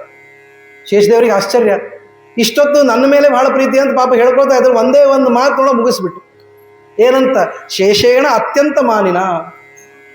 ಶೇಷದೇವರಿಗೆ ಬಹಳ ಗರ್ವ ಬಂದುಬಿಟ್ಟಿದೆ, ಅವನ ಜೊತೆ ಯಾಕಿಷ್ಟು ನೀನು ಜಗಳಾಡ್ತಾ ಇದ್ದಿ ಅಂತ ಕೇಳಿಬಿಟ್ಟು. ಇತ್ತಂ ಹರೇರ್ ವಾಗಮೃತಂ ಪೀತ್ವ ಕರ್ಣಪುಟದ್ವಯ ತುಷ್ಟೋ ಬಭೂವ ನೃಪತೆ ವಾಯುರತ್ಯಂತ ಭಕ್ತಿಮಾನ್. ವಾಯುದೇವರಿಗೆ ಆನ್ಸರ್ ಸಿಕ್ಬಿಡುತ್ತೆ, ಇನ್ನೇನು ಮತ್ತೆ ಮುಂದೆ ವಾಕ್ಯಾರ್ಥ ಮಾಡೋ ಪ್ರಶ್ನೆನೇ ಇಲ್ಲ. ಇವರು ಇಷ್ಟು ಕೇಳಿಬಿಟ್ರು, ಶೇಷನಿಗೆ ಗರ್ವವಿದೆ, ಅವನ ಜೊತೆ ಯಾಕೆ ಜಗಳಾಡ್ತೀಯ ಅಂದ್ರೆ ಅರ್ಥ ಏನು, ನೀನು ಅವನಿಗಿಂತ ಉತ್ತಮ ಅಂತ ಹೇಳ್ದಂಗೆ ಆಯ್ತಲ್ಲ. ಹೀಗಾಗಿ ವಾಯುದೇವರು ಆ ಒಳ್ಳೆಯ ಮಾತುಗಳನ್ನು ಕಿವಿಯಿಂದ ರಸಾಯನವನ್ನು ಕುಡಿದಂತೆ ಕುಡಿದು ಶಾಂತವಾಗಿ ನಮಸ್ಕಾರ ಮಾಡ್ತಾ ನಿಂತುಬಿಟ್ಟು. ಆವಾಗ ಶೇಷದೇವರಿಗೆ ಬಹಳ ಇದಾಯಿತು, ಇನ್ಸಲ್ಟ್ ಆಯಿತು. ಶೇಷದೇವರು ಅಂದ್ರಂತೆ, ಶೇಷ ಹೇಳಿದಂತೆ, ಅಹಂ ಸಮರ್ಥ ಭಗವನ್ ಬಲೆ ಜ್ಞಾನೇ ಚ ತ್ವತ್ಪ್ರಿಯೇ ಮತ್ಸಮೋ ನಾಸ್ತಿ ಭೂಲೋಕೆ ನಾಕೇವ ಬ್ರಹ್ಮಣೋಗ್ರಹೇ. ಅವ್ರು ತಮ್ಮ ಆರ್ಗ್ಯುಮೆಂಟ್ ಕಂಟಿನ್ಯೂ ಮಾಡಿದ್ರು. ಏನು ಪರಮಾತ್ಮ ಹಿಂಗೆ ಹೇಳಿಬಿಟ್ಟು ನೀನು ನನ್ನ ಸಮರಾಗಿ ಜ್ಞಾನ ಭಕ್ತಿ ವೈರಾಗ್ಯಗಳಲ್ಲಿ ನಿನ್ನ ಪ್ರೀತಿ ಸಂಪಾದನೆ ಮಾಡುವವರಲ್ಲಿ ಯಾರಾದರೂ ಇದ್ದಾರೇನು? ನಾನೇ ಇದ್ದವನು. ಅಷ್ಟೇ ಅಲ್ಲ, ಭೂಲೋಕ ಇರಲಿ, ಸ್ವರ್ಲೋಕ ಇರಲಿ, ಅಥವಾ ಬ್ರಹ್ಮಲೋಕ ಇರಲಿ, ಎಲ್ಲ ಕಡೆ ನಾನೇ ಉತ್ತಮ. ಎಲ್ಲ ಏನು ಈ ಗ್ರಂಥ ಪ್ರಪಂಚ ಅದಲ್ಲ, ಶಾಸ್ತ್ರ ಪ್ರಪಂಚ, ಇದಕ್ಕೆ ಅಭಿಮಾನಿ ದೇವತಾ ಶೇಷದೇವರು. ಅಷ್ಟು ಯೋಗ್ಯ. ಮತ್ತೆ ಯಾಕೆ ನನಗೆ ನೀನು ಈ ಮಾತು ಹೇಳಿಬಿಟ್ಟು ವಾಯುದೇವರಿಗೆ ಈ ಮಾತು ಹೇಳಿದೆ ಅಂತಂದು. ಆವಾಗ ಸರೀಸೃಪ ಧ್ವಜಶ್ರುತ್ವ ಪ್ರಹಸನ್ ಫಣಿನಂ ಹರಿಹಿ. ಪರಮಾತ್ಮ ಒಂದು ಕ್ಷಣ ನಕ್ಕಂತ, ಒಂದು ಸಣ್ಣ ಸ್ಮೈಲ್ ಕೊಟ್ಟಂತ. ಸ್ಮೈಲ್ ಕೊಟ್ಟು ಸಾಧು ಸಾಧು, ಹೌದಪ್ಪ ನೀನು ದೊಡ್ಡವನೇ ಇದ್ದಿ ನನಗೆ ಗೊತ್ತು ಅಂಥೇಳಿ ಹೇಳಿದಂತೆ, ನೋಡಪ್ಪ ದೊಡ್ಡವರಾದವರು ಕೈಯಿಂದ ಮಾಡಿ ತೋರಿಸ್ತಾರೆ, ಬಾಯಿಯಿಂದ ಮಾತಾಡೋದಿಲ್ಲ. ಇದೊಂದು ಒಳ್ಳೆಯ ಸಂದೇಶ. ಕವಿ ಬೇರೆ ಕಥೆಯನ್ನು ಹೇಳುವಾಗ ನಮಗೊಂದು ಸಂದೇಶ ಕೊಡ್ತಾರೆ. ಏನಂತ? ನವಾಂಗ್ ಮಾತ್ರೇಣ ಪೌರುಷ್ಯಂ ಕ್ರಿಯಾ ಕೇವಲ ಮುತ್ತರಂ. ಯುವರ್ ವರ್ಡ್ಸ್ ಅಲ್ಲ, ಯುವರ್ ಆಕ್ಷನ್ಸ್ ವಿಲ್ ಸ್ಪೀಕ್ ಅಂತ. ನಿಮ್ಮ ಕೈಯಿಂದ ಮಾಡುವ ಕೆಲಸ ತೋರಿಸ್ತದೆ ನಿಮ್ಮ ಸಾಮರ್ಥ್ಯ ಏನು ಅಂತ. ಆದ್ದರಿಂದ ಇಷ್ಟು ಮಾತಾಡೋದು ಯಾಕೆ? ಒಂದು ಫೈಟ್ ಮಾಡೋ ಅವ್ರ ಜೊತೆ. ಓಜಾಯ ದೋದೋ ಹಾತ್ ಅಂತಾರಲ್ಲ ಹಿಂದಿ ಒಳಗೆ, ಆಗಲಿ ಒಂದ್ಸಲ ಆಗ್ಬಿಡ್ಲಿ, ಇಬ್ಬರಿಗೂ ಯಾರು ಗೆಲ್ತಾರೋ ನೋಡೇ ಬಿಡೋಣ ಅಂತಂದ್ರು. ಆವಾಗ ಬಲಾಬಲೆ ಪರೀಕ್ಷಂತಾಂ ದೇವಾಶ್ಚೇಂದ್ರ ಪುರೋಗಮಾಹ. ಎಲ್ಲ ದೇವತೆಗಳು ನೋಡ್ಲಿ ನಿಮ್ಮ ಬಲಾಬಲಗಳನ್ನು, ಯಾರಿಗೆ ಹೆಚ್ಚು ಬಲ ಇದೆ, ಶೇಷನಿಗೋ ವಾಯುವಿಗೋ ನೋಡೇ ಬಿಡ್ಲಿ ಅಂತಂದ್ರು. ಅದಕ್ಕೆ ದೇವರೇ ಹೇಳಿದ್ದಂತೆ, ಪರಮಾತ್ಮನೇ ಒಂದು ಸಣ್ಣದಾಗಿ ಒಂದು ಪ್ಲಾನ್ ಹಾಕಿಕೊಟ್ಟ.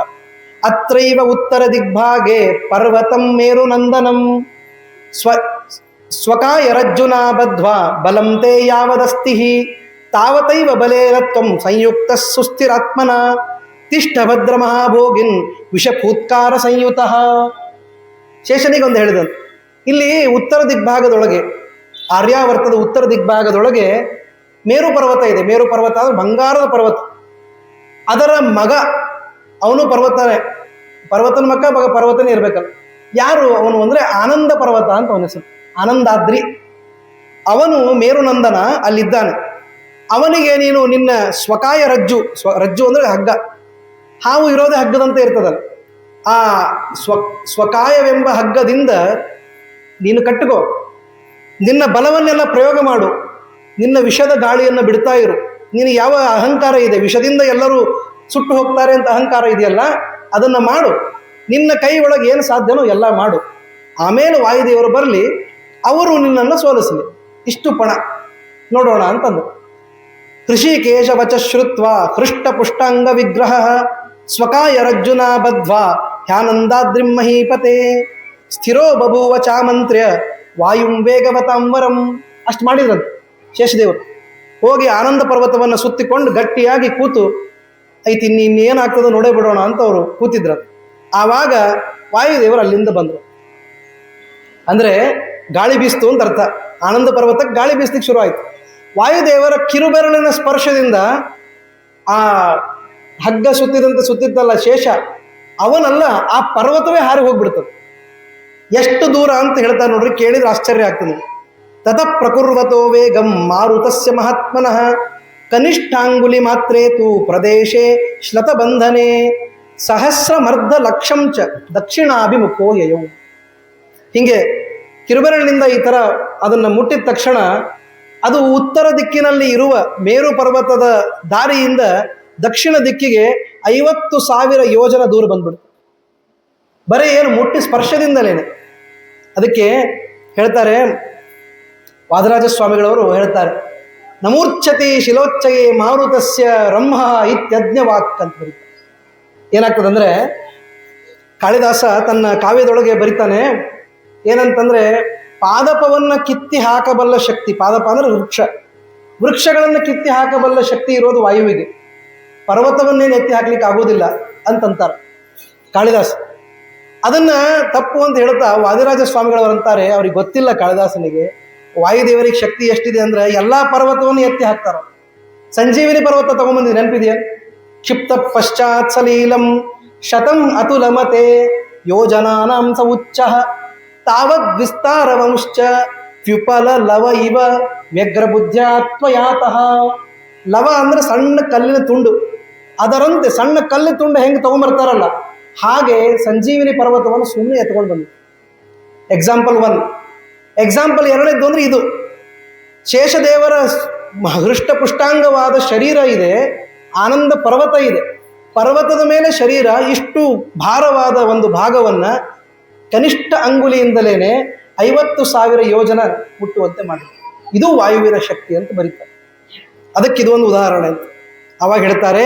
ಆಜ್ಞೆಯ ವಾಸುದೇವಸ್ಯ ದೇವಾನಾಂ ಪಶ್ಯತಾಂ ಸತಾಂ ಮೇರುಸ್ತುಷ್ಟಾವ ನೃಪತೇರ್ ಬಲದೇವಂ ಮಹಾಬಲಂ. ಇಲ್ಲೊಂದು ಮಜಾ ಆಯಿತು. ಆ ಆನಂದ ಪರ್ವತ ಆಕಾಶದಲ್ಲಿ ಹೋಗ್ತಾ ಇದೆ ಸುಮ್ಮನೆ ಹಿಂಗೆ ಅಂದಮೇಲೆ. ಆವಾಗ ಮೇರು ಪರ್ವತ ಅಂತಂತೆ ಅಲ್ಲ, ಜಗಳ ಇರೋದು ಶೇಷನಿಗೂ ವಾಯುವಿಗೂ. ನನ್ನ ಮಗ ಏನು ಮಾಡಿದ್ದ, ನನ್ನ ಮಗನಿಗೆ ಸುತ್ತಕೊಂಡು ನನ್ನ ಮಗನ ಎತ್ತಿ ಬಗೆದ್ರೆ ಗೆಲ್ಲೋದು ಯಾರೋ, ಅವ್ರು ಬಡಿಯೋದು ಯಾರಿಗೆ, ಮಗನಿಗೆ.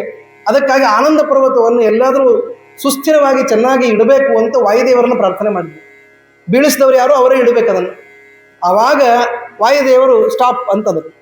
ಅವ್ರು ಎಲ್ಲಿ ಸ್ಟಾಪ್ ಅಂದರು, ಅದು ಎಲ್ಲಿತ್ತು ಅಂದರೆ ಸರಿಯಾಗಿ ಇದೇ ಪರ್ವತ ಸುವರ್ಣಮುಖರಿ ನದಿ ಅಲ್ಲಿ ಬಂದು ಆನಂದ ಪರ್ವತ ಉಳಿತು. ಅದೇ ಮುಂದೆ ವೈಕುಂಠ ಪರ್ವತ ಅಂತ, ವೆಂಕಟಾಚಲ ಅಂತ. ಎಷ್ಟು ಚೆನ್ನಾಗಿದೆ ಕಥೆ. ಅಂದರೆ ಉತ್ತರ ದಿಕ್ಕಿನಲ್ಲಿರುವ ಆನಂದ ಪರ್ವತ ವಾಯುದೇವರ ಬಲದಿಂದ ದಕ್ಷಿಣ ದಿಕ್ಕಿಗೆ ಬರ್ತಾ ಕೊನೆಗೆ ನಿಂತಿದ್ದು ಎಲ್ಲಿ ಅಂತಂದರೆ ಇವತ್ತಿನ ತಿರುಪತಿಯ ವೆಂಕಟೇಶ ದೇವರ ಪರ್ವತ, ಅದು ಅಲ್ಲಿಗೆ ಬಂದು ನಿಂತು ಅಂತ ಹೇಳಿ. ತ್ರಾಯತಾಂ ಸ್ವಾಮಿನ್ ಪುತ್ರಂ ಬಾಲಂ ಮಹಾಬಲ ಏವು ಮುಕ್ತೋ ಮೇರುಣಾಯಂ ತತ್ಪುತ್ರಂ ಪರ್ಯಪಾಲಯತ್. ಪಾಲನೆ ಮಾಡಿದರು. ಸ್ಥಾಪಯಾಮಾಸ ರಾಜೇಂದ್ರ ಗಿರಿರಾಜಂ ಸಪನ್ನಗಂ ಸುವರ್ಣ ಮುಖ್ಯ ಮಹಾನದ್ಯಾಹ ಪ್ರತೀರೇ ಚ ತಥೋತ್ತರೆ. ಸುವರ್ಣಮುಖರಿ ನದಿಯ ಉತ್ತರ ಭಾಗದಲ್ಲಿ ಇದನ್ನ ತಂದು ನಿಲ್ಲಿಸಿದರು. ಅದಕ್ಕಾಗಿ ಈ ಪರ್ವತ ಇಲ್ಲಿ ಬಂತು ಅಂತ. ಈ ಪರ್ವತ ಇಲ್ಲಿ ಇದ್ದಿದ್ದಿಲ್ಲ ಮೊದಲು, ಈಗ ಬಂದಿದ್ದು ಅಂತ ಅಭಿಪ್ರಾಯ. ಇದನ್ನು ನೋಡಿದ ಮೇಲೆ ಶೇಷದೇವರಿಗೆ ಅನಿಸ್ತು, ಇನ್ನು ಯಾವಾಗ ಫೈಟಿಂಗ್ ಮಾಡೋದು, ಒಂದೇ ಕಿರುಬೆರಳೊಳಗೆ ಎತ್ತಿಬಿಟ್ರು. ಇದು ಪರಮಾತ್ಮನಿಗೆ ಇವರು ಆಭಾಸಕರು, ಅಂದರೆ ಪರಮಾತ್ಮನಂತೆ ಇದ್ದವರು, ಮುಖ್ಯ ಪ್ರತಿಬಿಂಬರು ವಾಯುದೇವರಾದ್ದರಿಂದ. ಪರಮಾತ್ಮ ಹೆಂಗೆ ಗೋವರ್ಧನವನ್ನು ಕಿರುಬೆರಳಿನಿಂದ ಎತ್ತಿದರು ಅಂತ ಹೇಳಿದರು, ಹಾಗೆ ಇವರು ಆನಂದಾದ್ರಿಯನ್ನು ಕಿರುಬೆರಳಿನಿಂದ ಬರೀ ಸ್ಪರ್ಶ ಮಾಡಿದರು. ದೇವರಂತೆ ಅವರು ಕಾಣಿಸ್ತಾರೆ ಪ್ರತಿಬಿಂಬರಾಗಿ. ಹೀಗಾಗಿ ಶೇಷೋ ಗತಮದಹ ಅಂತ ಹೇಳ್ಬೇಕು. ಶೇಷದೇವರಿಗೆ ಮದ ಹೋಗಿಬಿಡ್ತು. ಇಷ್ಟೊತ್ತೇನು ಅಂತು ಮದ ಬಂದಿತ್ತೋ ಅದೆಲ್ಲ ಹೋಯಿತು. ಹೋಗಿ ಪಶ್ಚಾತ್ ತುಷ್ಟಾವ ಮರುತಾಂ ಪತಿಂ ಕ್ಷಮಸ್ವಮೇ ದೌರಾತ್ಮ್ಯಂ ಅಜ್ಞಾನೇನ ಗತಂ ವಿಭೋ. ಅಜ್ಞಾನದಿಂದ ಬಂದಂತಹ ಈ ದೌರಾತ್ಮ್ಯ ಇದೆ, ದೌರಾತ್ಮ್ಯ ಅಂದರೆ ದುರಾತ್ಮತೆ, ಅದನ್ನು ಕ್ಷಮಿಸಬೇಕು ಅಂತೆಲ್ಲ ಕೇಳ್ತಾ ಇದ್ದಾರೆ. ಆವಾಗ ನಿರ್ವೈರಸ್ತತ್ ಪ್ರಸಾದಂ ಚಕಾರ ಮರುತಂ ಪತಿ. ಆವಾಗ ವಾಯುದೇವರಂದರು, ನೀನು ಮಹಾನುಭಾವನೆ, ಎಲ್ಲೋ ಒಂದು ಸಣ್ಣದಾದ ದೋಷದಿಂದ ಈ ಮಾತು ಬಂದಿತ್ತು ಅಷ್ಟೇ ಅಲ್ಲ. ಇವರೆಲ್ಲರೂ ಯಾರು ಹೇಳ್ರಿ? ಶೇಷದೇವರು, ಗರುಡದೇವರು, ವಾಯುದೇವರು ಭಗವತ್ ಕಾರ್ಯ ಸಾಧಕರು. ಪ್ರಥಮೋ ಹನುಮನ್ನಾಮ ದ್ವಿತೀಯೋ ಭೀಮ ಏವಚ ಪೂರ್ಣ ಪ್ರಜ್ಞಸ್ತೃತೀಯಸ್ತು ಭಗವತ್ ಕಾರ್ಯ ಸಾಧಕ. ಅಂದರೆ ಯಾವುದೋ ಒಂದು ಸತ್ಕರ್ಮ ನಡೀಬೇಕು ಅಂತ ಹೇಳಿ ಏನೋ ಒಂದು ಕೆಲಸ ಮಾಡ್ತಿರ್ತಾರೆ. ಆದ್ದರಿಂದ ಆ ಆನಂದ ಪರ್ವತ ಇಲ್ಲಿ ಬಂದು ಮುಂದೆ ವೆಂಕಟಾಚಲ ಅಂತ ಆಗಬೇಕಾಗಿದೆ. ಅದಕ್ಕಾಗಿ ಆ ಭಗವತ್ ಕಾರ್ಯಕ್ಕಾಗಿ ಮಾಡಿದ ಕೆಲಸ ಇದು ಅಂತ ಹೇಳಿ ಅವರ ಪಶ್ಚಾತ್ ಇದಕ್ಕೆ ನಿರ್ವೈರ ತತ್ಪ್ರಸಾದಂಚ ವಾಯುದೇವರು ತಮ್ಮ ಸಂತೋಷವನ್ನು ವ್ಯಕ್ತಪಡಿಸಿ ಅಷ್ಟೇ ಎಲ್ಲ ಹೇಳಿದರು, ಇದಕ್ಕೆ ನಿನ್ನ ಹೆಸರೇ ಇಟ್ಟು ಬಿಡ್ತೀವಿ ಅಂತ. ಆನಂದಾದ್ರಿ ಅಂತಿದ್ದನ್ನು ಶೇಷಾದ್ರಿ ಅಂತ ಮಾಡಿದ್ರು, ಶೇಷ ಪರ್ವತ. ಈ ಕಾರಣಕ್ಕಾಗಿ ದ್ವಾಪರ ಯುಗದಲ್ಲಿ ಇದಕ್ಕೆ ಶೇಷ ಪರ್ವತ ಎಂಬ ಹೆಸರು ಬಂತು ಅಂತ ಇಲ್ಲಿಗೆ ಆ ಕಥೆಯನ್ನು ಮುಗಿಸ್ತಾರೆ. ಇದು ನಂಬರ್ 3. ನಂಬರ್ 4 ಅದಲ್ಲ, ಅದು ಬಹಳ ನಮಗೆ ಬೇಕಾದದ್ದು, ಅದು ಬಹಳ ಮಹತ್ವ. ವೆಂಕಟಾಚಲ, ಅದನ್ನು ನೋಡೋಣ. ಜನಕ ಉವಾಚ ಕಲವು ವೆಂಕಟ ಶೈಲೇತಿ ಕಥಂ ನಾಮ ಮಹಾಮುನೆ. ಹೇಗೆ ಕಲಿಯುಗದಲ್ಲಿ ವೆಂಕಟಾಚಲ ಎಂಬ ಹೆಸರು ಬಂದಿತು ಅಂತ ಜನಕರಾಜನನ್ನು ಕೇಳ್ತಾ ಇದ್ದ. ಶತಾನಂದರು ಹೇಳ್ತಾರೆ, ಇದಕ್ಕೊಂದು ವೃತ್ತಾಂತ ಇದೆ. ಒಬ್ಬ ವ್ಯಕ್ತಿ ತನ್ನ ಯೋಗ್ಯವಾದ ಕರ್ತವ್ಯದಿಂದ ವಿಮುಖನಾಗಿ ಮಾಡಿದರೆ ಏನಾಗ್ತದೆ ಅನ್ನಲಿಕ್ಕೆ ಇದೊಂದು ಒಳ್ಳೆಯ ಉತ್ತಮವಾದ ದೃಷ್ಟಾಂತ. ನಮ್ಮ ಆಶ್ರಮಕ್ಕೆ ತಕ್ಕಂತೆ ನಾವು ಕೆಲಸಗಳನ್ನು ಮಾಡಬೇಕು. ಬ್ರಹ್ಮಚಾರಿಯಾಗಿದ್ದರೆ ಬ್ರಹ್ಮಚರ್ಯವನ್ನು ಪಾಲಿಸಬೇಕು, ಗೃಹಸ್ಥನಾಗಿದ್ದರೆ ಗಾರ್ಹಸ್ಥ್ಯವನ್ನು, ವಾನಪ್ರಸ್ಥರಾಗಿದ್ದರೆ ವಾನಪ್ರಸ್ಥವನ್ನು, ಸನ್ಯಾಸಿಗಳಾಗಿದ್ದರೆ ಯತ್ಯಾಶ್ರಮವನ್ನು ಚೆನ್ನಾಗಿ ಪಾಲನೆ ಮಾಡಬೇಕು. ಎಲ್ಲೋ ಒಂದು ಕಡೆ ದಾರಿ ತಪ್ಪಿದರೆ ಏನಾಗ್ತದೆ ಅನ್ನಲಿಕ್ಕೆ ಈ 4ನೇ ದೃಷ್ಟಾಂತ ಸಾಕ್ಷಿ ಆಗ್ತದೆ. ಹೇಳ್ತಾರೆ, ಪುರಾ ಪುರಂದರೋ ನಾಮ ಸೋಮಯಾಜಿ ದೃಢವ್ರತಃ ಕಾಲಹಸ್ತ್ಯಾಖ್ಯ ನಗರೇ ಸತ್ಯವಾಗ್ ಬ್ರಾಹ್ಮಣೋ ಭವತ್. ಒಬ್ಬ ಪುರಂದರ ಎಂಬ ಬ್ರಾಹ್ಮಣ ಇದ್ದ. ಎಲ್ಲಿ? ಕಾಳಹಸ್ತಿ ಊರಿನಲ್ಲಿ ಪುರಂದರ ಅಂತ ಒಬ್ಬ ಬ್ರಾಹ್ಮಣ ಇದ್ದ. ಅವನಿಗೆ ಮಕ್ಕಳಾಗಿರಲಿಲ್ಲ. ದೈವವಶಾತ್ ವೃದ್ಧಾಪ್ಯದಲ್ಲಿ ಮಕ್ಕಳಾದರು. ಸ್ವಲ್ಪ ತಡವಾಗಿ ಮಗ ಹುಟ್ಟಿದ. ಭಾಳ ಸಂತೋಷ ಆಯಿತು. ಏನಾಯ್ತು, ತಡ ಆದರೂ ದೇರ್ ಆಯೆ ದುರುಸ್ತ್ ಆಯೆ ಅಂತಂತಾರಲ್ಲ ಹಿಂದಿಯೊಳಗೆ. ತಡ ಆದರೂ ಅಟ್ಟಿಲ್ಲ, ಗಟ್ಟಿಯಾಗಿದ್ದದ್ದು ಹುಟ್ಟಬೇಕು ಅಂತ. ಹಾಗಾಯ್ತು, ಸಂತೋಷಪಟ್ಟ. ದೈವೇನ ಪೂರ್ವ ಪುಣ್ಯೇನ ಪುತ್ರೋ ಭವತ್ ವೃದ್ಧ ಭೂಸುರೇ. ವಯಸ್ಸಾದ್ಮೇಲೆ ಮಗ ಹುಟ್ಟಿದೆ. ಚಕಾರ ನಾಮ ಲಿಖಿತಂ ಮಾಧವಂ ವಿಪ್ರ ಸಂಸದಿ. ಆ ಮಗುವಿಗೆ ಹೆಸರಿಟ್ಟರು ಮಾಧವ ಬ್ರಾಹ್ಮಣ ಅಂತ, ಮಾಧವ ಅಂತ ಹೆಸರಿಟ್ಟರು. ಪುರಂದರ ಎಂಬ ಬ್ರಾಹ್ಮಣನ ಮಗ ಮಾಧವ ಅಂತ ಅವನ ಹೆಸರು ಮಾಡಿದ. ಪಿತ್ರೋಪನೀತೋ ಬಾಲಸ್ತು ವವೃಧೆ ಚಂದ್ರವನ್ ನೃಪ ವೇದ ವೇದಾಂಗ ತತ್ವಜ್ಞ ಸರ್ವಶಾಸ್ತ್ರ ವಿಶಾರದ. ಮಕ್ಕಳಿಗೆ ಸರಿಯಾದ ವಯಸ್ಸಿಗೆ ವಿದ್ಯಾರ್ಜನೆ ಆಗಬೇಕು. ವಿದ್ಯಾರ್ಜನೆ ಅನ್ನೋದು ಅತ್ಯಂತ ಮಹತ್ವದ ಘಟ್ಟ. ವಿದ್ಯೆ ಇಲ್ಲದವ ಹದ್ದಿಗಿಂತ ಕಡೆ ಅಂತ ಅಂತಾರದು. ಹಂಗಾಗ್ತದೆ ನಿಜವಾಗಿ ಜೀವನದೊಳಗೆ. ಹದ್ದು ಅಂದ್ರೆ ಏನು ಹೇಳ್ರಿ, ಅದಕ್ಕೆ ಎಷ್ಟೇ ಸಾಮರ್ಥ್ಯ ತೋರಿಸ್ಲಿ ಅದು ಹದ್ದೆ. ಅದಕ್ಕೇನೂ ಒಂದು ವಿಶೇಷವಾದ ದೃಷ್ಟಿ ಯಾರೂ ಬೀರುವುದಿಲ್ಲ. ಯಾಕೆ ಅಂದರೆ ವಿದ್ಯೆ ಇಲ್ಲ ಅಂತ. ಹೀಗಾಗಿ ವಿದ್ಯಾ ಬಹಳ ದೊಡ್ಡದು. ವಿದ್ಯಾಧನಂ ಸರ್ವಧನ ಪ್ರಧಾನಂ ಅಂತ. ಎಲ್ಲಕ್ಕಿಂತ ಪ್ರಧಾನವಾದದ್ದು ವಿದ್ಯೆ. ಅದನ್ನು ಚೆನ್ನಾಗಿ ಈ ಮಾಧವ ಬ್ರಾಹ್ಮಣನಿಗೆ ಕೊಡಿಸಿದ್ದಾನೆ. ಆ ಮಾಧವ ವೇದಾಂಗ ತತ್ವಜ್ಞ. ಶಿಕ್ಷಾ, ವ್ಯಾಕರಣ, ಛಂದಸ್ಸು, ಜ್ಯೋತಿಷ, ನಿರುಕ್ತ, ಕಲ್ಪ ಅಂಥೇಳಿ 6 ಅಂಗಗಳು ವೇದಗಳಿಗೆ, ವೇದಾಂಗಗಳು ಅಂತ ಕರೀತಾರೆ. ಈ ಸಾಂಗ ವೇದವನ್ನು ಅಭ್ಯಾಸ ಮಾಡಿ ಚೆನ್ನಾಗಿ ಅವರು ತಯಾರಾಗಿದ್ದರು. ಸಚಂದ್ರ ಲೇಖಯಾರೇ ಮೇ ಬಹುಕಾಲಂ ಚ ಮಾಧವ. ಆ ಮಾಧವ ಬ್ರಾಹ್ಮಣನ ಹೆಂಡತಿ ಒಬ್ಬಳಿದ್ಲು, ಅರ್ಥಾತ್ ಅವನಿಗೆ ಮದುವೆ ಮಾಡಿದರು. ಚಂದ್ರಲೇಖ ಅಂತ ಬಹಳ ಚೆನ್ನಾಗಿ ಹೆಸರಿಟ್ಟಿದ್ದಾರೆ. ಅವನು ಮದುವೆ ಆದ ಮೇಲೆ ಗೃಹಸ್ಥ ಧರ್ಮವನ್ನು ಪಂಚಯಜ್ಞ ಪರಾಯಣನಾಗಿ ಮಾಡ್ತಾ ಇದ್ದ. ಪಂಚಯಜ್ಞ ನಿಮಗೆಲ್ಲ ಗೊತ್ತು. ದೇವಯಜ್ಞ, ದೇವ, ಋಷಿ, ಪಿತೃ, ಮನುಷ್ಯ ಯಜ್ಞ ಮತ್ತು ಭೂತಯಜ್ಞ. ಈ ಎಲ್ಲವನ್ನೂ ಚೆನ್ನಾಗಿ ಮಾಡುವವರಿಗೆ ಪಂಚಯಜ್ಞಗಳು, ಪಂಚಮಹಾಯಜ್ಞಗಳು ಅಂತ ಕರೀತಾರೆ. ಅದನ್ನು ಪ್ರತಿನಿತ್ಯ ಚೆನ್ನಾಗಿ ಅವನು ಮಾಡ್ತಾ ಇದ್ದಾನೆ. ಮತ್ತೆ ಅವಳು, ಆ ಹೆಣ್ಣು ಮಗಳು ಕೂಡ ಎಷ್ಟು ಅನುರೂಪಳಾಗಿದ್ಲು ಅಂತ ಒಂದು ಬರೀತಾರೆ. ಒಬ್ಬ ಹೆಣ್ಮಗಳು ಹೆಂಗಿರ್ಬೇಕು ಆದರ್ಶವಾಗಿ ಅಂತಂದ್ರೆ ಹೇಳ್ತಾರೆ, 37 ವರ್ಷೋ ರೇಜೆ ಸಹ ದ್ವಿತೀಯ ಇವ ಭಾಸ್ಕರ ಸಾ ಕನ್ಯಾ ಪಾಂಡ್ಯದೇಶೀಯ ಪಾಂಡ್ಯಾನಾಂ ಚ ತಥಾ ಪ್ರಿಯ. ಅವಳು ಪಾಂಡ್ಯದೇಶೀಯಳು. ಗಂಡ ಮಲಗಿದ ಮೇಲೆ ಅವನನ್ನು ಜೋಪಾನ ಮಾಡಿ ತಾನು ಮಲಗ್ತಾ ಇದ್ದ. ಅವನು ಮನೆಯೊಳಗೆ ಹಿರಿಯರೆಲ್ಲ ಹೇಳೋದಕ್ಕಿಂತ ಮುಂಚೆ ಹೇಳ್ತಾ ಇದ್ದ. ಚೆನ್ನಾಗಿ ಮನೆಯನ್ನೆಲ್ಲ ನೋಡ್ಕೊಳ್ತಾ ಇದ್ನು. ಆಮೇಲೆ ಒಳ್ಳೆಯ ತನ್ನ ಸೇವೆಯನ್ನು, ತಂದೆ ತಾಯಿಗಳ ಸೇವೆಯನ್ನು, ಪಿತೃಗಳ ಸೇವೆಯನ್ನು ಮಾಡುವಂತೆ ಅವರಿಗೆ ಪ್ರೇರೇಪಣೆ ಕೊಡ್ತಾ ಇದ್ದ. ಅದಕ್ಕೆ ಹೇಳ್ತಾರಲ್ಲ, ಕಾರ್ಯೇಶು ದಾಸಿ, ಆಮೇಲೆ ಕರಣೇಶು ಮಂತ್ರಿಯಂತೆ ಹೆಣ್ಣು ಮಗಳು ಇಡೀ ಮನೆಯನ್ನು ನಿಲ್ಲಿಸ್ತಾಳೆ. ಅದಕ್ಕಾಗಿ ಅನುರೂಪವಾಗಿ ಆ ಮಾಧವ ಬ್ರಾಹ್ಮಣನಿಗೆ ಈ ಚಂದ್ರಲೇಖ ಇದ್ದಳು ಅಂತ. ಅದಕ್ಕೆ ಕಾರಣ ಮುಂದೂ ಸಿಗ್ತದೆ ನಮಗೆ, ಅದನ್ನು ನೋಡ್ಲಿಕ್ಕೆ ಸಿಗ್ತದೆ. ಆದರೆ ಒಂದು ಸಲ ಕದಾಚಿದ್ ವಿಪ್ರಪುತ್ರಸ್ತು ದಿವಾ ಸಂಗಮ ತತ್ಪರಃ. ಎಂಥ ಜ್ಞಾನನೇ ಇರಲಿ, ಎಂಥ ವಿವೇಕನೇ ಇರಲಿ, ಒಂದೊಂದು ಸಲ ಆ ವಿವೇಕ ಅಳಗಾಡಿ ಬಿಡುತ್ತೆ. ಆವಾಗಲೇ ಶೇಷದೇವರ ಕಥೆಯೊಳಗೆ ನೋಡಿದ್ವಲ್ಲ, ಶೇಷದೇವರ ಜ್ಞಾನ ಅಂದ್ರೆ ಏನು, ಅವ್ರ ಬಗ್ಗೆ ಮಾತಾಡಲಿಕ್ಕೂ ನಮ್ಮ ಅಧಿಕಾರ ಇಲ್ಲ. ಆದರೂ ಒಂದು ಚೂರು ವ್ಯತ್ಯಾಸ ಆಯಿತು ಅಂತ ಕೇಳಿದ್ವಲ್ಲ, ಯಾವುದೇ ಕಾರಣ ಇರಲಿ ಅಂತೂ. ಹಾಗೆ ಅದು ಹೇಳ್ತಾರೆ, ಪ್ರಾಯಸ್ಸಮಾಪನ್ನ ವಿಪತ್ತಿ ಕಾಲೇ ಧಿಯೋಪಿ ಪುಂಸಾಂ ಮಲಿನೀಭವಂತಿ. ವಿಪತ್ತಿನ ಕಾಲ ಬಂದಿತ್ತು ಅಂತಂದ್ರೆ ಒಂದು ಸ್ವಲ್ಪ ನಮ್ಮ ಬುದ್ಧಿ ಕೆಟ್ಟು ಹೋಗ್ತದೆ, ತಪ್ಪು ಮಾಡ್ತಾನೆ ಮನುಷ್ಯ. ಅದನ್ನೇ ಹೇಳ್ತಾರೆ ನೋಡಿ, ಏನಂತ, ಮಧ್ಯಾಹ್ನದ ಕಾಲಕ್ಕೆ ಹೆಂಡತಿ ಒಟ್ಟಿಗಿರಬೇಕು ಅಂತ ಅವನ ಅಪೇಕ್ಷೆ ಆಯಿತು. ಮಧ್ಯಾಹ್ನ ಕಾಲಕ್ಕೆ ಅವ್ರು ಹೇಳ್ತಾಳೆ, ಏನು ಮಾತಾಡ್ತೀರಿ ನೀವು ಅಂತ ಹೆಂಡತಿ ಬೈತಾಳಂತ. ಅವಳು ಹೇಳ್ತಾಳೆ, ಈ ಶಾಸ್ತ್ರ ಓದಿದ ವ್ಯಕ್ತಿ ಮಾತಾಡೋ ಮಾತಾ ಇದು ಸರ್ವಥಾ ಇಲ್ಲ.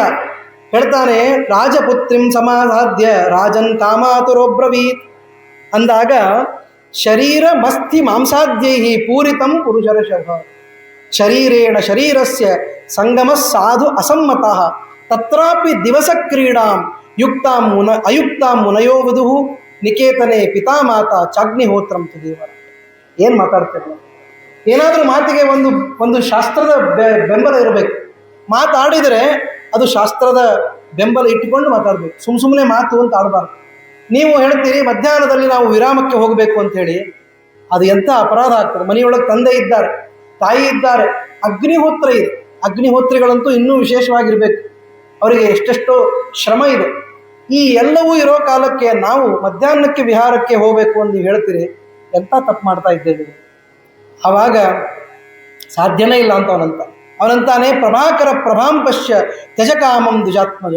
ನೋಡು, ಅಲ್ಲಿ ಸೂರ್ಯ ಇನ್ನೂ ಬೆಳಗ್ತಾ ಇದ್ದಾನೆ, ಮಧ್ಯಾಹ್ನ 12 ಗಂಟೆಯ ಸೂರ್ಯ. ಈ ಕಾಲದಲ್ಲಿ ಸೂರ್ಯನನ್ನು ನೋಡಿದರೆ ನಿನಗೆ ಸತ್ಕರ್ಮದಲ್ಲಿ ಪ್ರವೃತ್ತಿ ಆಗಬೇಕು. ಅದಕ್ಕಾಗಿ ಪ್ರಭಾಕರಂ ಪಶ್ಯ ಅಂತ ಹೇಳ್ತಾರೆ, ಸೂರ್ಯನನ್ನು ನೋಡುವುದು. ಇದು ಸತ್ಯನೇ ಹೌದು. ನೋಡಿರ್ಬೇಕಾದ್ರೆ ಜಗತ್ತಿನ 80% ತಪ್ಪು ನಡೆಯೋದು ಯಾವಾಗ ಹೇಳ್ರಿ? ಸೂರ್ಯ ಇಲ್ಲದಾಗ ನಡೀತಾವ. ಕತ್ತಲೆ ತಪ್ಪನ್ನು ಮಾಡಿಸ್ತದೆ, ಬೆಳಕು ತಪ್ಪನ್ನು ತಡೀತದೆ. ಹಾಗೆ ಅವಳಂತಾಳೆ, ಸೂರ್ಯನನ್ನು ನೋಡ್ರಿ, ನಿಮ್ಮ ಮನಸ್ಸಿನೊಳಗಿರುವ ಈ ತಪ್ಪು ಭಾವನೆ ಹೋಗ್ತದೆ, ಅದಕ್ಕಾಗಿ ಸ್ವಲ್ಪ ವೇಟ್ ಮಾಡ್ರಿ ಅಂತ ಹೇಳಿ. ಆದ್ರೆ ಅವನಂತಾನೆ, ಭವಭಾಮಿನಿ ಮೇ ಸೌಖ್ಯಂ ಪೂರಯದ್ಯ ಮನೋರಥಂ ತವ ಸಾತ್ ಪುತ್ರ ಸೌಭಾಗ್ಯಂ ಪರಂ ಪತಿ ಸಲೋಕತ. ನೀನು ಒಳ್ಳೆಯ ಉತ್ತಮವಾದ ಪತಿಲೋಕ ಅಂತ ಆಗಬೇಕು, ಒಳ್ಳೆಯ ಪುತ್ರರು ಆಗಬೇಕು ಅಂತಂದರೆ ನನ್ನ ಜೊತೆ ಈಗಲೇ ಬರ್ಬೇಕು. ನಂಗೆ ಗೊತ್ತಿಲ್ಲ, ನಾನು ಯಾವುದನ್ನು ಕೇಳಿಸ್ಕೊಳ್ಳಿಕ್ಕೆ ತಯಾರಿಲ್ಲ ಅಂತಂದು. ಅದಕ್ಕೆ ಹೇಳಿದ್ದು ವಿಪತ್ತಿ ಕಾಲ ಬಂದಾಗ ಹಿಂಗಾಗ್ತದೆ. ಅವಾಗ ಚಂದ್ರಲೇಖೆ ಹೇಳಿದ, ಆಯ್ತಪ್ಪ ಇನ್ನೇನು, ಗಂಡ ಇಷ್ಟು ಹೇಳ್ತಾ ಇದ್ದಾನೆ ಅಂತಂದಾಗ ನಾನು ನೀರು ತರಲಿಕ್ಕೆ ಹೋಗ್ತೇನೆ, ನೀವು ತುಳಸಿ ತರಲಿಕ್ಕೆ ಅಂತ ಅಥವಾ ದರ್ಭೆಗಳನ್ನು ತರಬೇಕು ಅಂತ ಅಲ್ಲಿಗೆ ಬಂದುಬಿಡ್ರಿ, ನಾವು ವನದೊಳಗೆ ಇರೋಣ ಅಂತ ಹೇಳಿ ಅವ್ರು ಹೇಳ್ತಾರೆ. ಅಷ್ಟಕ್ಕೆ ಮುಗಿಯುವುದಿಲ್ಲ ಈ ಕಥೆ. ತದಾ ಜಗಾಮ ರಾಜೇಂದ್ರ ಕುಶಾರ್ಥಂತು ಸ್ವಭಾವತಃ. ಸ್ವಭಾವತಃ ಅಂತಂದರೆ ಡೈಲಿ ರುಟೀನ್ ಅವ್ರದ್ದು ಏನಂತ, ಮಧ್ಯಾಹ್ನದ ಮೇಲೆ ಕಾಡಿಗೆ ಹೋಗಿ ಒಂದಿಷ್ಟು ದರ್ಭೆ ತುಳಸಿ ಎಲ್ಲ ತೊಗೊಂಬರ್ಬೇಕು, ಅದು ಅವ್ರ ಕೆಲಸ. ನೀರು ತರೋದು ಮತ್ತು ಬಾಕಿ ಎಲ್ಲ ಕೆಲಸ ಹೆಣ್ಮಕ್ಕಳು. ಇಬ್ಬರು ಜೊತೆಗೆ ಹೋಗ್ಬಿಟ್ರು, ಅಲ್ಲಿ ಆ ಕೆಲಸ ಮಾಡ್ಕೊಂಡ್ಬರ್ತೀವಿ ಅಂತ. ಆವಾಗ ತತ್ರಾಂತರೇ ವಿಪ್ರಪುತ್ರೋ ದದರ್ಶಾನ್ಯಾಂ ಸ್ತ್ರಿಯಂ ಪುನಃ ವನಾಂತರೇ ವಸತಿಂ ಚ ವನಿತಾಂ ದ್ರುಮ ಮೂಲಗಾಂ. ಅಂತ ಕೆಟ್ಟದ್ದು. ಅವನು ಮುಂದೆ ಹೋಗಿದ್ದಾಳೆ, ಇವನು ಹಿಂದೆ ಹಿಂದೆ ಹಿಂದೆ ಬರ್ತಾ ಇದ್ದಾನೆ.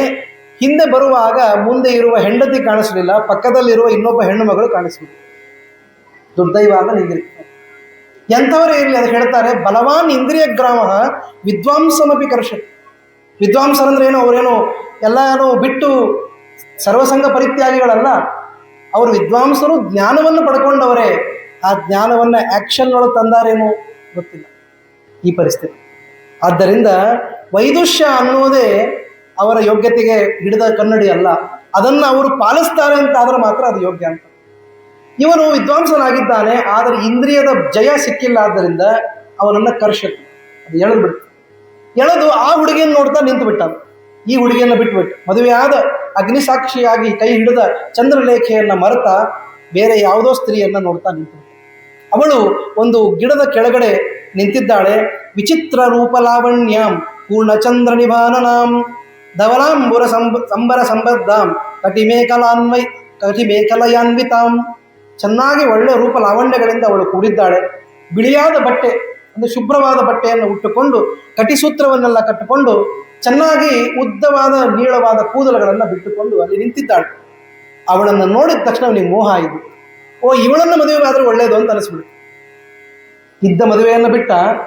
ಮಧ್ಯಾಹ್ನದ ಹೊತ್ತು ಮಧ್ಯಾಹ್ನ ಸಂಧ್ಯಾವಂದನೆ ಮಾಡಬೇಕು, ಮಧ್ಯಾಹ್ನ ಸಂಧ್ಯಾವಂದನೆ ಮಾಡೋ ವಿಪ್ರರೇ ಸಿಗುವುದಿಲ್ಲ. ಅವನು ಪಾಪ ಅದನ್ನು ಬಿಟ್ಟು ವಿಚಾರ ಮಾಡಿಕೊಂಡು ಆ ಕನ್ಯೆಯನ್ನು ಮದುವೆ ಆಗಬೇಕು ಅಂತ ನಿಂತುಬಿಟ್ಟು. ಆವಾಗ ಸ್ವಭಾರ್ಯೆಯನ್ನು ಮತ್ತಿನ್ನ ಹೆಂಡತಿನ ಕಳಿಸ್ಬೇಕಲ್ಲ, ಇವಳನ್ನ ಮತ್ತೆ ಮಾತಾಡಿಸ್ಬೇಕು ಅಂದರೆ ಅವಳನ್ನು ಮನೆಗೆ ಕಳಿಸ್ಬೇಕು. ಅದಕ್ಕಾಗಿ ಬಡಬಡ ಅಂತ ಹೆಂಡತಿ ಹತ್ರ ಹೋದ್ನಂತೆ. ಹೋಗಿ ಏನು ಹೇಳಿದ ಅಂದರೆ, ನಾನು ಕರೆದಾಗ ನೀನು ಬರ್ತೀ ಇಲ್ಲೋ ಅಂತ ಪರೀಕ್ಷೆ ಅಷ್ಟೇ ಮಾಡಿದೆ, ನೀವು ವಾಪಸ್ ಮನೆಗೆ ಹೋಗುವಂದು, ನೀನು ಬರೋದೇನು ಬೇಡ ಹೇಳಿದಂತೆ. ಇಚ್ಛಾಮೇ ಪೂರ್ಣತಾಂ ಯಾತ ತ್ವದ್ಭಕ್ತ್ಯಾ ಪರಿತೋಷಿತ. I am happy with what we have done ಅಂತ. ನೀ ಏನು ಮಾಡಿದೋ ಅಷ್ಟು ಖುಷಿ ಆಯ್ತು ನನಗೆ, ಮನೆಗೆ ಹೋಗ್ಬಿಡು ಅಂತಂದು. ಪಾಪ ಅವಳೇನು ತಿಳ್ಕೊಂಡಂತೆ, ನನ್ನ ಗಂಡ ಒಂದು ಕ್ಷಣ ಮರೆತಿದ್ರೂ ಕೂಡ ಶಾಸ್ತ್ರದಿಂದ ಅವನು ಇನ್ನೂ ಯೋಗ್ಯನಾಗಿದ್ದಾನೆ, ಅದಕ್ಕಾಗಿ ನೆನಪಾಗಿರಬೇಕು, ದಿವಾಕಾಲದಲ್ಲಿ ಭಗವದ್ ಭಜನೆ ಮಾಡಬೇಕು ಅಂತೇಳಿ ನನ್ನನ್ನು ವಾಪಸ್ ಕಳಿಸ್ತಾ ಇದ್ದಾನೆ ಅಂತ ಅವಳು ಖುಷಿಯಾಗಿತ್ತು. ಹೇಳ್ತಾಳೆ, ಯುಕ್ತ ಮುಕ್ತಂ ತ್ವಯಾ ಭದ್ರ ಗಚ್ಚಾಮಿ ಭವನಂ ಸ್ವಕಂ. ಚೆನ್ನಾಗಿ ಹೇಳಿದ್ರಿ ಯಜಮಾನ್ರೆ, ನಾನು ಮನೆಗೆ ಹೋಗ್ತೀನಿ ಅಂತ ಅವಳು ಮನೆಗೆ ಹೋದ್ಲು. ಅವಳು ಮನೆಗೆ ಹೋಗಿದ್ದೆ ತಡ ಇವಳು ಹಿಂದೆ ಓಡಿ ಬಂದ. ಯಾವತ್ ಗಚ್ಚತಿ ಸಾ ಭಾರ್ಯ ತಾವತ್ ತತ್ರ ಸ್ಥಿತೋಭವತ್.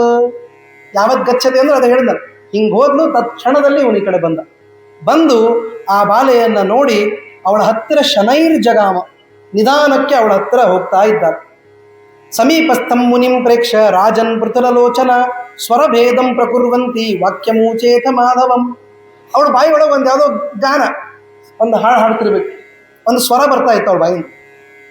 ಒಬ್ಬರೇ ನಿಂತಾಗ ಹಾಡು ಹಾಡ್ತಿರ್ತಾರಲ್ಲ ಹಾಗೆ ಹಾಡು ಹಾಡುವ ಆ ಸುಂದರ ಕೋಮಲ ಧ್ವನಿ ಕರ್ಕಶ ಧ್ವನಿಯಿಂದ ಯಾರು ಯಾರು ಯಾರು ಬರ್ತಾ ಇದ್ರು ನನ್ನ ಹತ್ರ ಅಂತ ಸ್ವರಭೇದವನ್ನು ಮಾಡಿ ಬೈಲಿಕ್ಕೆ ಶುರು ಮಾಡಿದ್ರು.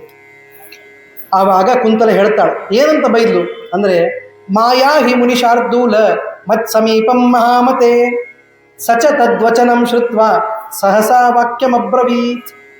ನನ್ನ ಹತ್ರ ಬರಬೇಡ, ಯಾರು ನೀನು ಒಬ್ಬ ಮುನಿಯಂತೆ ಕಾಣಿಸ್ತಾ ಇದ್ದಿ, ಒಬ್ಬ ಶ್ರೇಷ್ಠ ವ್ಯಕ್ತಿಯಂತೆ ಕಾಣಿಸ್ತಾ ಇದ್ದಿ, ವೇದಜ್ಞನಾಗಿದ್ದಿ, ನನ್ನ ಹತ್ತಿರ ಬರಬೇಡ ಅಂತ ಹೇಳಿ ಅವಳು ಬೈತಾ ಇದ್ದಾಳೆ ಕುಂತಲೆ ಅಂತ ಅವಳಿಸಿ. ಮಾಧವ ಹೇಳ್ತಾನೆ, ಕಾತ್ವಂ ಕಲ್ಯಾಣಿ ಭದ್ರಂತೆ ಜನನಿ ಜನಿತಾಕಃ ಆವಾಸಸ್ತವ ಭದ್ರಂತೆ ಕಸ್ಮಿನ್ ರಾಷ್ಟ್ರೇ ವರಾನನೆ. ಕೇಳುವಾಗ ನಿಮ್ಮ ಅಪ್ಪ ಅಮ್ಮ ಯಾರು ಅಂತ ಕೇಳಿದ್ರೆ ಒಂಚೂರು ಕ್ರೆಡಿಬಲ್ ಅಂತ ಅನಿಸ್ತದೆ. ಇವನು ಕೇಳೋದು ನಮ್ಮ ತಂದೆ ತಾಯಿ ಬಗ್ಗೆ ಕೇಳ್ತಾ ಇದ್ದಾನೆ. ಅದಕ್ಕೆ ಕೇಳುವಾಗ ನೀ ಯಾರು ಅಂತ ಕೇಳಲಿಲ್ಲ, ಮೊದಲಿಗೆ ನಿಮ್ಮ ಅಪ್ಪ ಅಮ್ಮ ಯಾರು, ನಿನಗೆ ಒಳ್ಳೇದಾಗಲಿ ಅಂತೆಲ್ಲ ಶುರು ಮಾಡಿ ನೀನು ಯಾರು ಅಂತ ಕೇಳಿದ್ನು. ಆವಾಗ ಅವಳಂದು, ನನ್ನನ್ನು ಏನು ಕೇಳ್ತೀನಿ ನೀನು, ನನ್ನ ಜೊತೆ ಮಾತಾಡಬಾರ್ದು ನೀನು. ಬಹಳ ಅದ್ಭುತವಾದ ಮಾತು. ಕುಂತಲೋ ವಾಚ ಕಿಮ್ಮಾಂ ಪೃಚ್ಛಸಿ ಪಾಪಿಷ್ಠಾಂ ಅಂತ್ಯಜಾತಿ ಕುಲೋದ್ಭವಾಂ ಅಂತಜಯೋರ್ಜಾತಾಂ ಸುರಾ ಮಾಂಸಾಶನೀಂ ಖಲಾಂ. ನನ್ನ ಜೊತೆಗೆ ನೀನು ಮಾತಾಡಬಾರ್ದು, ಯಾಕೆಂದರೆ ನಾನು ಕೆಟ್ಟ ಕೆಲಸ ಮಾಡುವ ಮನೆಯಲ್ಲಿ ಹುಟ್ಟಿದವಳು, ನಿತ್ಯದೊಳಗೆ ಮಾಂಸ ಮದ್ಯವನ್ನೇ ತಿಂದು ಬದುಕುವ ಮನೆಯಲ್ಲಿ ಇದ್ದವಳು ನಾನು, ಮುನಿಯಂತೆ ಇರುವವನು ನೀನು. ಹಾಗಾಗಿ ನಮ್ಮ ಹತ್ರ ನೀನು ಬಂದು ಮಾತಾಡಿ ವಿಷಯ ತಿಳ್ಕೊಳ್ಳೋದಲ್ಲ, ನನ್ನ ಜೊತೆ ಮಾತು ಕೂಡ ಆಡಬಾರ್ದು ನೀನು, ನನ್ನ ಹತ್ರನೇ ಬರಬಾರ್ದು ನೀನು ಅಂತ. ಮಧ್ಯದೇಶೇ ನಿವಾಸೋ ಮೇ ಕಿಂ ತ್ವಂ ಪೃಚ್ಛಸಿ ಭೂಸುರ ವೇದ ವೇದಾಂತ ವೇದಿ ತ್ವಂ ನಮಾಂ ದ್ರಷ್ಟುಮಿಹಾರ್ಹಸಿ. ನನ್ನನ್ನು ನೋಡಲಿಕ್ಕೆ ನೀನು ಬರಬಾರ್ದು, ಯಾಕೆಂದರೆ ನೋಡಿದರೆ ತಪ್ಪಾಗ್ತದೆ. ನನಿಯೋಜಯ ಚಕ್ಷುಂಷಿ ಪರದಾರಾದಿ ದರ್ಶನೆ ಅಂತ ವಾದಿರಾಜ ಸ್ವಾಮಿಗಳವರು ಆ ಪ್ರಾರ್ಥನಾ ದಶಕದಲ್ಲಿ ಹೇಳ್ತಾರೆ ನೋಡಿ. ನನ್ನನ್ನು ಕೆಟ್ಟದಾದ ಪದಾರ್ಥವನ್ನು ಅಥವಾ ಶಾಸ್ತ್ರಕ್ಕೆ ವಿರುದ್ಧವಾದದ್ದನ್ನು ನೋಡೋದರಲ್ಲಿ ಎಂದೆಂದಿಗೂ ನನ್ನನ್ನು ಹಚ್ಚಬೇಡ ಸ್ವಾಮಿ. ಆ ಹಯಗ್ರೀವ ದೇವರಿಗೆ ಪ್ರಾರ್ಥನೆ ಮಾಡ್ತಾರೆ, ನನ್ನ ಮನಸ್ಸು ಎಂದೂ ಕೆಟ್ಟದ್ದನ್ನು ವಿಚಾರ ಮಾಡಬಾರ್ದು, ನನ್ನ ಕಣ್ಣುಗಳು ಕೆಟ್ಟದ್ದನ್ನು ನೋಡಬಾರ್ದು ಅಂತ. ಇದನ್ನು ಜ್ಞಾಪಿಸಿಕೊಡ್ತಾಳ ಆ ಹೆಣ್ಮಗಳು ಕುಂತಲ, ಈ ಥರ ಮಾಡಬೇಡ ಅಂತ ಹೇಳಿದಾಗ ಆವಾಗ ಹೇಳ್ತಾಳೆ, ಮಾಂ ಸೃಷ್ಟುಂ ಕ್ರೀಡಿತುಂ ವಾಪಿ ಕಥಮಿಚ್ಛಸಿ ಮೂಢಧೀಹಿ. ನನ್ನನ್ನು ಮುಟ್ಟೋದು, ನನ್ನ ಜೊತೆ ಮಾತಾಡೋದು ಇದೆಲ್ಲ ಮಾಡ್ಲಿಕ್ಕೆ ನೀನು ಬಂದಿಯಲ್ಲ, ನನಗೆ ಗೊತ್ತು, ಅದು ಹೇಗೆ ಮಾಡ್ಲಿಕ್ಕೆ ಸಾಧ್ಯ, ನೀನು ತಪ್ಪು ಅಂತ ಹೇಳಿ ಬೈದು. ಮಾಧವನ ಮಾತು ಕೇಳಿದ್ರೆ ನಿಮ್ಗೆ ಆಶ್ಚರ್ಯ, ಇದಕ್ಕೆ ಉತ್ತರ. ಅವನಂದ ಬ್ರಹ್ಮದೇವರಿಗೆ ಬುದ್ಧಿ ಇಲ್ಲ ಅಂತಂದ ಫಸ್ಟ್. ಅಲ್ಲಿಂದ ಸ್ಟಾರ್ಟ್ ನೋಡು. ಏನಂತ, ವೃಥಾ ನಾರಾಯಣ ಜಾತಃ ಬ್ರಹ್ಮ ಲೋಕ ಪಿತಾಮಹ ಅಂಧ ಏವ ಮಹಾರಾಜ ರೋಚತೆ ಮೇ ಮತೆ ಸದಾ. ಎಷ್ಟು ಕೆಟ್ಟ ಮಾತು. ಅದಕ್ಕೆ ಹೇಳ್ತಾರೆ ನೋಡಿ, ಒಂದ್ಸಲ ಕೆಟ್ಟದ್ದು ಶುರು ಆಯಿತು ಅಂದರೆ ಅದೇನಂತಲ್ಲ, when going gets tough the tough gets going ಅಂತಂತ. ಅದು ಟಫ್ ಮನಸ್ಸೊಳಗೆ ಆಯ್ತು, ಅವನಿಗೆ ಕೆಟ್ಟ ಬುದ್ಧಿ ಬಂದ್ಬಿಡುತ್ತೆ. ಬ್ರಹ್ಮನಿಗೆ ಬುದ್ಧಿ ಇಲ್ಲ, ಇಂಥ ಒಳ್ಳೆ ಹುಡುಗಿಯನ್ನು ಕಾಡಿನೊಳಗೆ ಬೆಳೆಸಿದ, ಸಾಮಾನ್ಯ ಹುಡುಗಿಯರನ್ನು ಹೊರಗೆ ಬೆಳೆಸಿದ. ಅಂದರೆ ಕಾಮಾತುರಾಣಂ ನ ಭಯಂ ನ ಲಜ್ಜಾ. ಯಾರಿಗೆ ಕಾಮದ ಹುಚ್ಚು ಹಿಡಿದಿದೆ ಅವರಿಗೆ ಭಯನೂ ಇಲ್ಲ, ನಾಚಿಕೆನೂ ಇಲ್ಲ. ಇದು ಎರಡನೇ ಕೇಸ್. ನಾಚಿಕೆ ಬಿಟ್ಟು ಮಾತಾಡ್ತಾ ಇದ್ದಾರೆ. ಆವಾಗ ಹೇಳ್ತಾಳೆ ಕುಂತಲ, ಕುಲಾಟನಂ ಪ್ರಕುರ್ವಾಣಾಹ ಕುಲಮಾಶತಮಾ ಕುಲಂ ದಹಂತೀತಿ ವದಂತಿ ಸ್ಮ ಕುಲಜಾವರ ಮಾನಿನಃ. ಏನಪ್ಪ, ನಾವು ಪಾಠ ಪ್ರವಚನ ನಡೆದಲ್ಲಿ ಹಿಂಗೆ ಮಠದಲ್ಲೆಲ್ಲ ಕೇಳಿದ್ವಿ. ಏನಂತ ಅಂದರೆ, ಕುಲಾಟನೆಯನ್ನು ಮಾಡುವ ಒಬ್ಬ ಹೆಣ್ಣು ಮಗಳನ್ನು ನೀವು ಕೈ ಹಿಡಿದಿದ್ದಾದರೆ ನಿಮ್ಮ ಅನೇಕ ಕುಲಗಳು ನಾಶವಾಗಿ ಹೋಗ್ತಾವ. ಇದು ನಮಗೇ ಗೊತ್ತದಂದ್ರೆ ನಿನಗಂತೂ ಗೊತ್ತಿರಲೇಬೇಕಲ್ಲ, ನೀನು ಉಪನ್ಯಾಸ ಮಾಡೋನು, ನಾವು ಬರೀ ನಿಮ್ಮ ಉಪನ್ಯಾಸ ಕೇಳೋರು, ನನಗೇ ಗೊತ್ತಿದೆ, ನಿನಗಂತೂ ಗೊತ್ತಿರಲೇಬೇಕು ಅಂತ ಹೇಳ್ತಾಳಂತ. ಅದಕ್ಕೆ ಮಾಧವ ಅಂತಾನೆ, ಯಾಕೆ ಯೋಚನೆ ಮಾಡ್ತಿ, ಒಂದು ವೇಳೆ ಪಿತೃಗಳು ನರಕಕ್ಕೆ ಬೀಳೋದು ಅದು ನನ್ನ ಜೊತೆನೇ ಬೀಳ್ತಾರೆ ಬಿಡು. ಒಂದು ನಾಚಿಕೆ ಬಿಟ್ಟ ಮಾತು. ಪಿತೃಗಳು ನರಕಕ್ಕೆ ಹೋಗ್ತಾರೆ, ಹೌದು ನಾನು ಹೋಗ್ತೀನಿ, ಅದು ಮುಂದೆ ಏನಾದರೂ ಆಗ್ತದೆ. ಯಾರು ಕಂಡಿದ್ದಾರೆ, ಋಣಂ ಕೃತ್ವ ಘೃತಂ ಪಿಬೇತ್. ಈ ಕ್ಷಣಕ್ಕೆ ಅನಾವಾಗಿದ್ದು ಬಿಟ್ರೆ ಮುಗಿತು. ಒಳ್ಳೆಯ ಚಾರ್ವಾಕ ದರ್ಶನ ಇತ್ತು, ಚಾರ್ವಾಕ ದರ್ಶನ ಅಂತ ಅನ್ಬೋದು. ಆ ರೀತಿಯಾದ ಮಾತನ್ನು ಹೇಳಿ, ಏವ ಮುಕ್ತ ದ್ವಿಜಬಾಲಕೇನ ರುರೋಧ ಕನ್ಯಾ ತರುಣಾರುಣ ಪ್ರಭಾ ದಿವೌಕಸೋ ವಿಪ್ರವರೋ ವಿಮೋಚ್ಯೋ ದೋಷಾದ ಮುಷ್ಮಾದತಿ ಅಸತಿ ಪ್ರಸಂಗಾತ್. ಪಾಪ ಆ ಹುಡುಗಿ ಅಳ್ಳಿಕ್ಕೆ ಶುರು ಮಾಡಿದ್ದು. ಅವಳಿಗೆ ದುಃಖ ಆಗ್ತಾ ಇದೆ. ಯಾಕೆ ಅಂತಂದರೆ, ನೀವು ಬೇಕಾದ್ರೆ ನೋಡ್ರಿ, ಈ ಕೆಲಸಗಳನ್ನೆಲ್ಲ ಮಾಡ್ತಿರ್ತಾರಲ್ಲಪ್ಪ, ಕೆಳಗಿನ ಕೆಲಸಗಳೆಲ್ಲ ಮಾಡ್ತಿರ್ತಾರೆ, ಅವ್ರಿಗೆ ಕೇಳಿ ನೋಡ್ರಿ, ನಿಮ್ಮ ಮಕ್ಕಳು ಹಿಂಗೆ ಆದ್ರೆ ನಡೀತದ ಅಂತ ಕೇಳಿ. ಅವ್ರಿಲ್ಲ ಅಂತ ಹೇಳ್ತಾರೆ. ಅವ್ರಿಗೆ ಅದ್ರ ಬಗ್ಗೆ ದುಃಖ ಇರ್ತದೆ. ಅವರಂತಾಳೆ, ಉತ್ತಮನಾದ ವ್ಯಕ್ತಿ, 4 ಜನಕ್ಕೆ ಬುದ್ಧಿ ಹೇಳಬೇಕಾದ ವ್ಯಕ್ತಿ, ಬುದ್ಧಿ ಭ್ರಷ್ಟನಾಗಿ ನನ್ನ ಹತ್ತಿರ ನನ್ನ ಸಂಘಕ್ಕಾಗಿ ಬಂದಿದ್ದಾನೆ ಅಂದರೆ ಏನು ಮಾಡಲಿ ಸ್ವಾಮಿ ಅಂತ ದೇವತೆಗಳನ್ನ ನೆನಪುಕೊಂಡು ಅಳ್ತಾ ಇದ್ದಾಳಂತ. ಇವನಿಗೆ ಒಳ್ಳೆ ಬುದ್ಧಿ ಕೊಡ್ರಿ, ಏನಾದರೂ ಮಾಡು ಅಂಥೇಳಿ ದಿಗ್ದೇವತೆಗಳನ್ನು, ಗಣಪತಿಯನ್ನ, ಭಾನು, ಇಂದು ಎಲ್ಲರನ್ನೂ ಪ್ರಾರ್ಥನೆ ಮಾಡ್ತಾ ಇದ್ದಾಳೆ. ಈ ಬ್ರಾಹ್ಮಣನಿಗೆ ಒಳ್ಳೆ ಬುದ್ಧಿ ಕೊಡ್ರಿ, ಈ ನೀಚ ಕೆಲಸವನ್ನು ಅವನಿಂದ ಮಾಡಿಸ್ಬೇಡ್ರಿ ಅಂತ ಹೇಳ್ತಾ ಇದ್ದಾಳೆ. ಅವಳು ಪ್ರತಿರೋಧ ಮಾಡಿದರೆ ಅವನ ಬಾಹುಬಲದಿಂದ ಅವಳನ್ನು ಗೆದ್ದು ಬಿಡ್ತಾನ. ಅದಕ್ಕಾಗಿ ದೇವರಿಗೆ ಮೊರೆ ಹೊಕ್ಕಿದ್ದಾಳಂತೆ. ವೃಥಾ ಮೃತಿಂ ಯಾಸ್ಯತಿ ಪಾಪಿ ಸಂಗಾತ್, ನನ್ನಂಥ ಪಾಪಿಯ ಸಂಘವನ್ನು ಮಾಡಿ ವೃಥಾ ಹಾಳು ಮಾಡ್ಕೊಳ್ತಾನೆ ಜನ್ಮವನ್ನು. ದೇವರೇ ಇವನನ್ನು ರಕ್ಷಣೆ ಮಾಡು ಅಂತ ಕೇಳ್ತಿದ್ದಾರೆ. ಇದಕ್ಕಿಂತ ಏನು ಬೇಕು? ಯಾರೋ ಬಂದರು ಒಳ್ಳೇದಾಯ್ತು, ದುಡ್ಡು ಕೊಡು, ನನ್ನ ಜೊತೆ ಬಾ ಅಂತ ಯಾರೂ ಅನ್ನಲಿಲ್ಲ ಪಾಪ. ಅವಳು ಹೇಳ್ತಾಳೆ, ನಾವು ಮಾಡೋದು ತಪ್ಪ, ನೀನೇನಾದರೂ ಮಾಡಿ ಇದರಿಂದ ದೂರ ಹೋಗು ಅಂತೆಲ್ಲ ಏನು ಕೇಳಿದ್ರು ಕೂಡ ಕಸ್ಪೃಶೇದ್ ಅಗ್ನಿ ಮಾತ್ಸರ್ಯನ್ ಮಾರ್ತಸ್ಸನ್ ಸರ್ಪಂ ವ್ಯಾಘ್ರಂ ದ್ವಿಜಂ ಗಜಂ ದ್ವಿಜ ಪರಪತ್ಯಗ್ನಿತುಲ್ಯ ಸ್ಯಾತ್ ಕಿಮು ಚಂಡಾಲ ಕನ್ಯಕ ಉತ್ತಮಂ ಪದಮಾಸ್ಥಾಯ ನೀಚಾ ಇಚ್ಛಂತ್ಯದೋಗತಿ. ಭಾರಿ ಕೆಟ್ಟದಾಗಿ ಹೇಳ್ತಾಳೆ. ಆರ್ತನಾಗಿ ತಪ್ಪು ಮಾಡುವ ವ್ಯಕ್ತಿ ಅಗ್ನಿಯನ್ನು ಮುಟ್ಲಿಕ್ಕೆ ಆಗ್ತದೆ ಅಂತ. ನನಗೆ ಭಾಳ ಮನಸ್ಸಿಗೆ ಬಂದ್ಬಿಟ್ಟಿದೆ, ಇವತ್ತು ಬೆಂಕಿ ಕೈಯೊಳಗೆ ಹಿಡ್ಕೊಂಡ್ಬಿಡ್ತೀನಿ ಅಂತ ಅಲ್ಲಿಗೆ ಆಗ್ತದೆ, ಕೈ ಸುಟ್ಟು ಹೋಗ್ತದೆ. ಹಾಗೆ ಪರಪತ್ನಿಯಾದವಳು ಅಗ್ನಿ ಇದ್ದಂತೆ ಅಂತ ಹೇಳಿ. ನನಗೂ ಮದುವೆ ಆಗಿದೆ, ನಾವು ಇರೋದು ಸಾಮಾನ್ಯ ಇರಬಹುದು, ಆದರೆ ನಾನು ಪರಪತ್ನಿ, ಪರಸ್ತ್ರೀಯರನ್ನು ನೋಡಬಾರದು ಅಂತ ಶಾಸ್ತ್ರ ಇದೆ. ನೀನು ಬಂದು ನನ್ನನ್ನೇ ಮದುವೆ ಆಗ್ತೀನಿ ಅಂತ ಬರ್ತಾ ಇದ್ದಿ, ಎಂಥ ಕೆಟ್ಟದ್ದು. ಅದಕ್ಕೆ ಹೇಳ್ತಾರೆ, ಪರಸ್ತ್ರೀ ಅಗ್ನಿ ತುಲ್ಯ, ಅಗ್ನಿಗೆ ಸಮಾನನಾದವಳು ನಾನು, ನನ್ನನ್ನು ನೀನು ಮುಟ್ತೀನಿ ಅಂತಂತೀಯಲ್ಲ, ಎಂಥ ಕೆಟ್ಟದ್ದು ಅಂತ ಹೇಳಿದಾಗ, ಜಾತಿ ದ್ವೇ ನಿರ್ಮಿತೆ ಪೂರ್ವಂ ವಿಷ್ಣುನ ದ್ವಿಜ ಸತ್ತಮ. ಅವಳು ಒಂದು ಸಣ್ಣ ಉಪನ್ಯಾಸ ಮಾಡಿಬಿಟ್ಟು ಇದ್ರ ಮುಂದೆ ಇವನಿಗೆ ನೆನಪು ಮಾಡಿಕೊಟ್ರೆ ಕೆಲಸ ಆಗ್ತಾ ಇಲ್ಲ.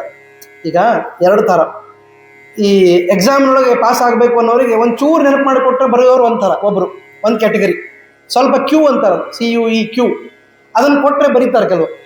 ಇನ್ನು ಕೆಲವರಿಗೆ ಪೂರ್ಣ ಉತ್ತರ ಪತ್ರಿಕೆ ಕೈಯಾಗಿ ಕೊಡಬೇಕು, ಆವಾಗಾದರೂ ಬರೋದು ಪಾಸ್ ಆಗ್ತಾರೆ. ಈಗ ಒಂದೇ ಟ್ರೈ ಮಾಡಿದ್ದು ಕೆಲಸ ಆಗಿಲ್ಲ, ಕ್ಯೂ ಕೊಟ್ಟರೆ ಆಗ್ತಾ ಇಲ್ಲ ಇವನಿಗೆ. ಹಂಗಂದ್ರೆ ನಾನೇ ಒಂದು ಉಪನ್ಯಾಸ ಮಾಡಿಬಿಡ್ತೀನಿ ಅವನಿಗೆ ಅಂತೇಳಿ ಚೆನ್ನಾಗಿ ಅವನಿಗೆ ಬುದ್ಧಿ ಹೇಳ್ತಾ ಇದ್ದ. ಏನಂತ ಬುದ್ಧಿ ಹೇಳ್ತಾಳೆ ನೋಡ್ರಿ, ನೀನು ಉತ್ತಮರಾದ ಒಬ್ಬ ಶ್ರೋತ್ರಿಯ ಬ್ರಾಹ್ಮಣನು ತನ್ನ ಕನ್ಯೆಯೊಳಗೆ ಮಂತ್ರಗಳಿಂದ ಪೂತವಾದ ಗರ್ಭಾಧಾನವನ್ನು ಮಾಡಿದಾಗ ಹುಟ್ಟಿದವನು. ಎಂಥ ಜೀವನ ನೀನು ನೋಡ್ಕೋ, ಸುಮ್ಮನೆ ಹುಟ್ಟಿದ್ದಲ್ಲ, ಮಂತ್ರಪೂತವಾದ ಗರ್ಭಧಾರಣೆಯನ್ನು ಮಾಡಿದ್ದೀನಿ, ಮಾಡಿ ನಿನ್ನ ತಾಯಿ ನಿನ್ನನ್ನು ಹಡೆದಿದ್ದಾಳೆ. ಆವಾಗ ಋತುಕಾಲದಲ್ಲಿ ಇದೆಲ್ಲ ಆಯಿತು, ಸೀಮಂತವನ್ನು ಮಾಡಿದರು ನಿಮ್ಮ ಮನೆಯೊಳಗೆ. ಸೀಮಂತ ಅನ್ನೋದಕ್ಕೆ ಎಷ್ಟು ಮಹತ್ವ ತಿಳ್ಕೊಡ್ರಿ. ಏನ್ರಿ, ಸೀಮಂತೋನ್ನಯನ ಅಂತ ಮಾಡ್ತಾರೆ, 7ನೇ ತಿಂಗಳು ಮುಗಿದ ಮೇಲೆ ಮಾಡುವಂಥ ಕೆಲಸ. ಅಂದರೆ ಅಷ್ಟೊತ್ತಿಗೆ ಆ ಒಳಗಿರುವ ಗರ್ಭಕ್ಕೆ ಸಂಸ್ಕಾರಕ್ಕೆ ಯೋಗ್ಯತೆ ಬಂದಿರ್ತದೆ. ಯಾಕೆ ಗೊತ್ತೇನೋ, 7 ಆಗೋವರೆಗೂ ಕೂಡ ಎಲ್ಲ ಪಾರ್ಟ್ಸ್ ಬೆಳೆದಿದ್ರು ಕೂಡ ಬುದ್ಧಿ ಒಂದು ಬಂದಿರೋದಿಲ್ಲ. ಬುದ್ಧಿ ಯಾವಾಗ ಬರ್ತದೆ ಅಂದರೆ ಸಪ್ತಮ ಮಾಸದೊಳಗೆ ಬರ್ತದೆ. ಅದಕ್ಕಾಗಿ ಸಪ್ತಮ ಮಾಸದಲ್ಲಿ ಸೀಮಂತೋನ್ನಯನ ಅಂತ ಒಂದು ಕಾರ್ಯ ಮಾಡ್ತಾರೆ. ಅದರ ಅಭಿಪ್ರಾಯ ಏನು ಅಂತಂದರೆ, ಸತ್ಕರ್ಮಗಳನ್ನು ಮಾಡಲಿಕ್ಕೆ ಮತ್ತು ಆ ಜೀವಕ್ಕೆ ಸಂಸ್ಕಾರವನ್ನು ಕೊಡಲಿಕ್ಕೆ ಉತ್ತಮ ಕೆಲಸ ಸಮಯ. ಆ ಸಮಯಕ್ಕೆ ಅದನ್ನು ಮಾಡಿರ್ತಾರೆ ನಿಮ್ಮ ಮನೆಯೊಳಗೆ. ಅಷ್ಟೆಲ್ಲ ಮಾಡಿ 9 ಕಳೆದು 10ನೇ ತಿಂಗಳಲ್ಲಿ ನಿನ್ನ ತಾಯಿ ನಿನ್ನನ್ನು ಹುಟ್ಟಿದಾಕ್ಷಣ ನಿಮ್ಮ ತಂದೆ ಜಾತಕರ್ಮವನ್ನು ಮಾಡಿರ್ತಾರೆ. ವೇದ ಮಂತ್ರಗಳನ್ನು ಹೇಳಿ ಜಾತಕರ್ಮ ಮಾಡಿರ್ತಾರೆ. ಶಾಸ್ತ್ರಪೂರ್ವಕ ನಿನ್ನ ಚೌಲ ಉಪನಯನಗಳನ್ನು ಮಾಡಿದ್ದಾನೆ, ವೇದಾಂತವನ್ನು ಉಪದೇಶ ಮಾಡಿದ್ದಾನೆ. ಇಷ್ಟೆಲ್ಲ ಮಾಡಿಕೊಂಡ ನೀನು ನನ್ನ ಹತ್ರ ಬರ್ತೀಯಲ್ಲ, ಸರಿ ಆಯ್ತಾ? ನೆನಪಾಯ್ತಾ? ಏನಾದರೂ ಅಗ್ನಿ ಸಾಕ್ಷಿಯಾಗಿ ನಿನ್ನ ಹೆಂಡತಿಯನ್ನು ಮದುವೆ ಮಾಡ್ಕೊಂಡಿದ್ದೀನಿ, ಚಂದ್ರಲೇಖ ಅಂತ ಅವಳ ಹೆಸರು. ಇವಳೇನು ಅದನ್ನು ಹೇಳಿಲ್ಲ, ಹಾಗೆ ನೆನಪು ಮಾಡ್ಕೋಬೇಕು. ನೆನಪು ಮಾಡಿಕೊಂಡು ಹೇಳ್ತಾರೆ, ಅಧೀತ ವೇದಾಂಗ ಚಾಹಿ ಆಹಿತಾಗ್ನೇ ವ್ರತೆ ಸ್ಥಿತ. ಇಷ್ಟೆಲ್ಲದರ ಜೊತೆಗೆ ಮನೆಯೊಳಗೆ ಅಗ್ನಿ ಅಂದರೆ ಅಗ್ನಿಹೋತ್ರ ಮಾಡುವ ಬ್ರಾಹ್ಮಣರು ಇವತ್ತು ಸಿಗೋದೇ ಇಲ್ಲ ನಿಮಗೆ, ಎಲ್ಲೋ ಒಬ್ಬರೋ ಇಬ್ಬರೋ ಇರ್ತಾರೆ. ಅಂತಹ ಅಗ್ನಿಹೋತ್ರವನ್ನು ಇಟ್ಟವರಂತೂ ಕೂಡ ಸದಾ ವ್ರತದೊಳಗೆ ಇರ್ತಾರೆ. ನಾವೊಂದು ವ್ರತ ಮಾಡ್ತೀವ್ರಿ ಆಚಾರ್ಯ ಅಂತ ಹೇಳ್ತಾರೆ, ಹಂಗಿಲ್ಲೇ ಇಲ್ಲ, ಅವರು ವ್ರತದೊಳಗೆ ಇದ್ದವರು ಖಾಯಂ. ಅಂಥ ಒಂದು ಶ್ರೇಷ್ಠ ಜೀವನವನ್ನು ಅವರು ಕಳೀತಾ ಇರ್ತಾರೆ. ಅಗ್ನಿಯ ಸಮೀಪದಲ್ಲಿ ಅಗ್ನಿಯ ಸಂತರ್ಪಣೆಯನ್ನು ಮಾಡ್ತಾರೆ. ಅಂಥದ್ದು ಜೊತೆಗೆ ಹೇಳ್ತಾಳೆ, ನಿನ್ನ ಹೊಟ್ಟೆಯೊಳಗೆ ಬೀಳುವ ಪದಾರ್ಥ ಎಂಥದ್ದು ಅಂದರೆ ಭಗವಂತನಿಗೆ ನೈವೇದ್ಯವಾದ ಪದಾರ್ಥ. ಉದರದಿ ಏನು ಹೇಳ್ತಾಳೆ, ಹೃದಯದಿ ರೂಪವು, ವದನದಿ ನಾಮವು, ಉದರದಿ ನೈವೇದ್ಯವು, ಶಿರದಿ ಪದಜಲ ನಿರ್ಮಾಲ್ಯವನ್ನೇ ಧರಿಸಿ ಕೋವಿದರ ಸದನ ಹೆಗ್ಗದವ ಕಾಯುವುದೇ ಫಲವಿದು ಬಾಳುವುದಕ್ಕೆ. ಆ ರೀತಿಯಾಗಿ ಬದುಕಿದವ ನೀನು. ನಿನ್ನ ಹೊಟ್ಟೆಯೊಳಗೆ ಭಗವಂತನ ಅರ್ಪಿತವಾದ ಊಟವನ್ನು ಮಾಡಿದ್ದಿ. ತೀರ್ಥವನ್ನು ತೆಗೆದುಕೊಂಡಿದ್ದಿ, ಶಿರಸ್ಸಿನೊಳಗೆ ಆ ನಿರ್ಮಾಲ್ಯವನ್ನು ಹಾಕ್ಕೊಂಡಿದ್ದಿ, ಮತ್ತು ಸದಾಕಾಲ ನಾಮಸ್ಮರಣೆಯನ್ನು ಮಾಡುವಂತಹ ಶುದ್ಧವಾದ ಚಾರಿತ್ರ್ಯವುಳ್ಳವನು ನೀನು. ಇಂತಹದ್ದೆಲ್ಲವೂ ಆಗಿ ಪುಣ್ಯಕ್ಷೇತ್ರಗಳನ್ನು ಓಡಾಡಿಕೊಂಡು ಬಂದ ಕಾಲು ನಿಂದು. ಒಂದೊಂದು ಮಾತು ಹೇಳ್ತಾಳೆ ನೋಡಿ, ಎಷ್ಟು ಅದ್ಭುತ.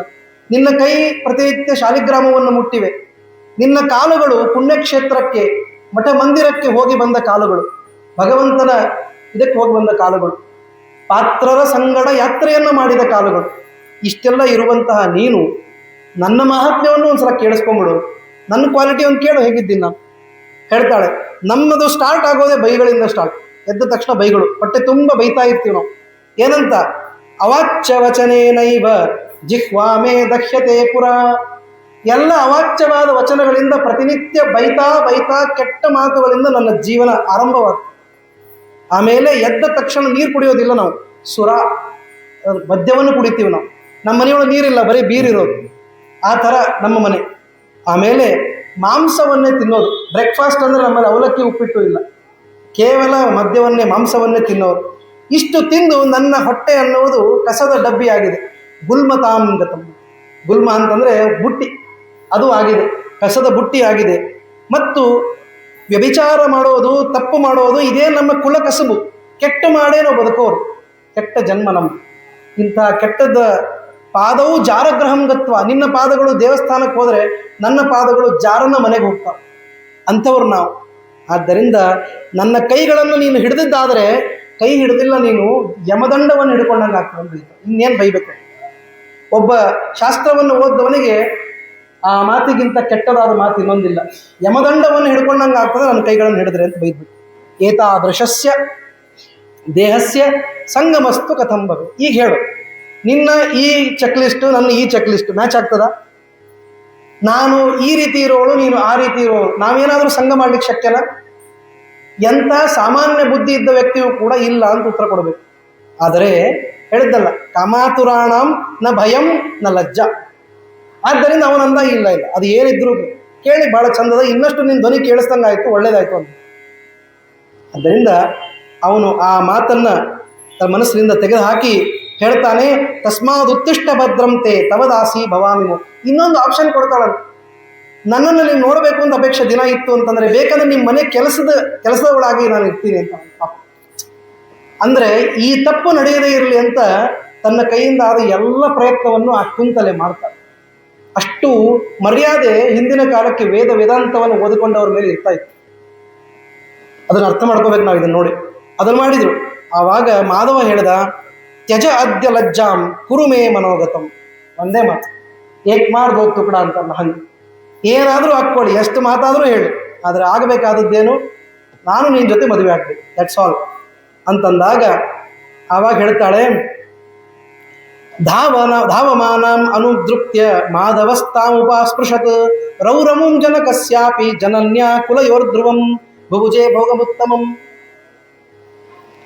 ಅವಳು ಹಾಗೆ ಹೇಳದವಳೆ ಓಡ್ಲಿಕ್ಕೆ ಶುರು ಮಾಡಿದ್ದಂತೆ. ಇಷ್ಟೊತ್ತಿಗಾಗಲೇ ಅವನ ಮನಸ್ಸು ಸ್ವಲ್ಪ ಆ ಕಡೆ ಈ ಕಡೆ, ಈಗ ಹೆಂಗೆ ಪ್ರವಚನ ಕೂತಾಗ ಆ ಕಡೆ ಈ ಕಡೆ ನೋಡಬೇಕು ಅಂತ ಅನಿಸ್ತದೆ, ಹಂಗೆ ಅವಳಿಗೂ ಕೂಡ ಆ ಕಡೆ ಈ ಕಡೆ ಮನಸ್ಸು ಓಡಾಡ್ತಾ ಇತ್ತು, ಅವನ ಮನಸ್ಸು. ಆವಾಗ ಅದೇ ಸಮಯ ಅಂತ ಅವಳು ಓಡ್ಲಿಕ್ಕೆ ಪ್ರಾರಂಭ ಮಾಡಿದ್ಳು.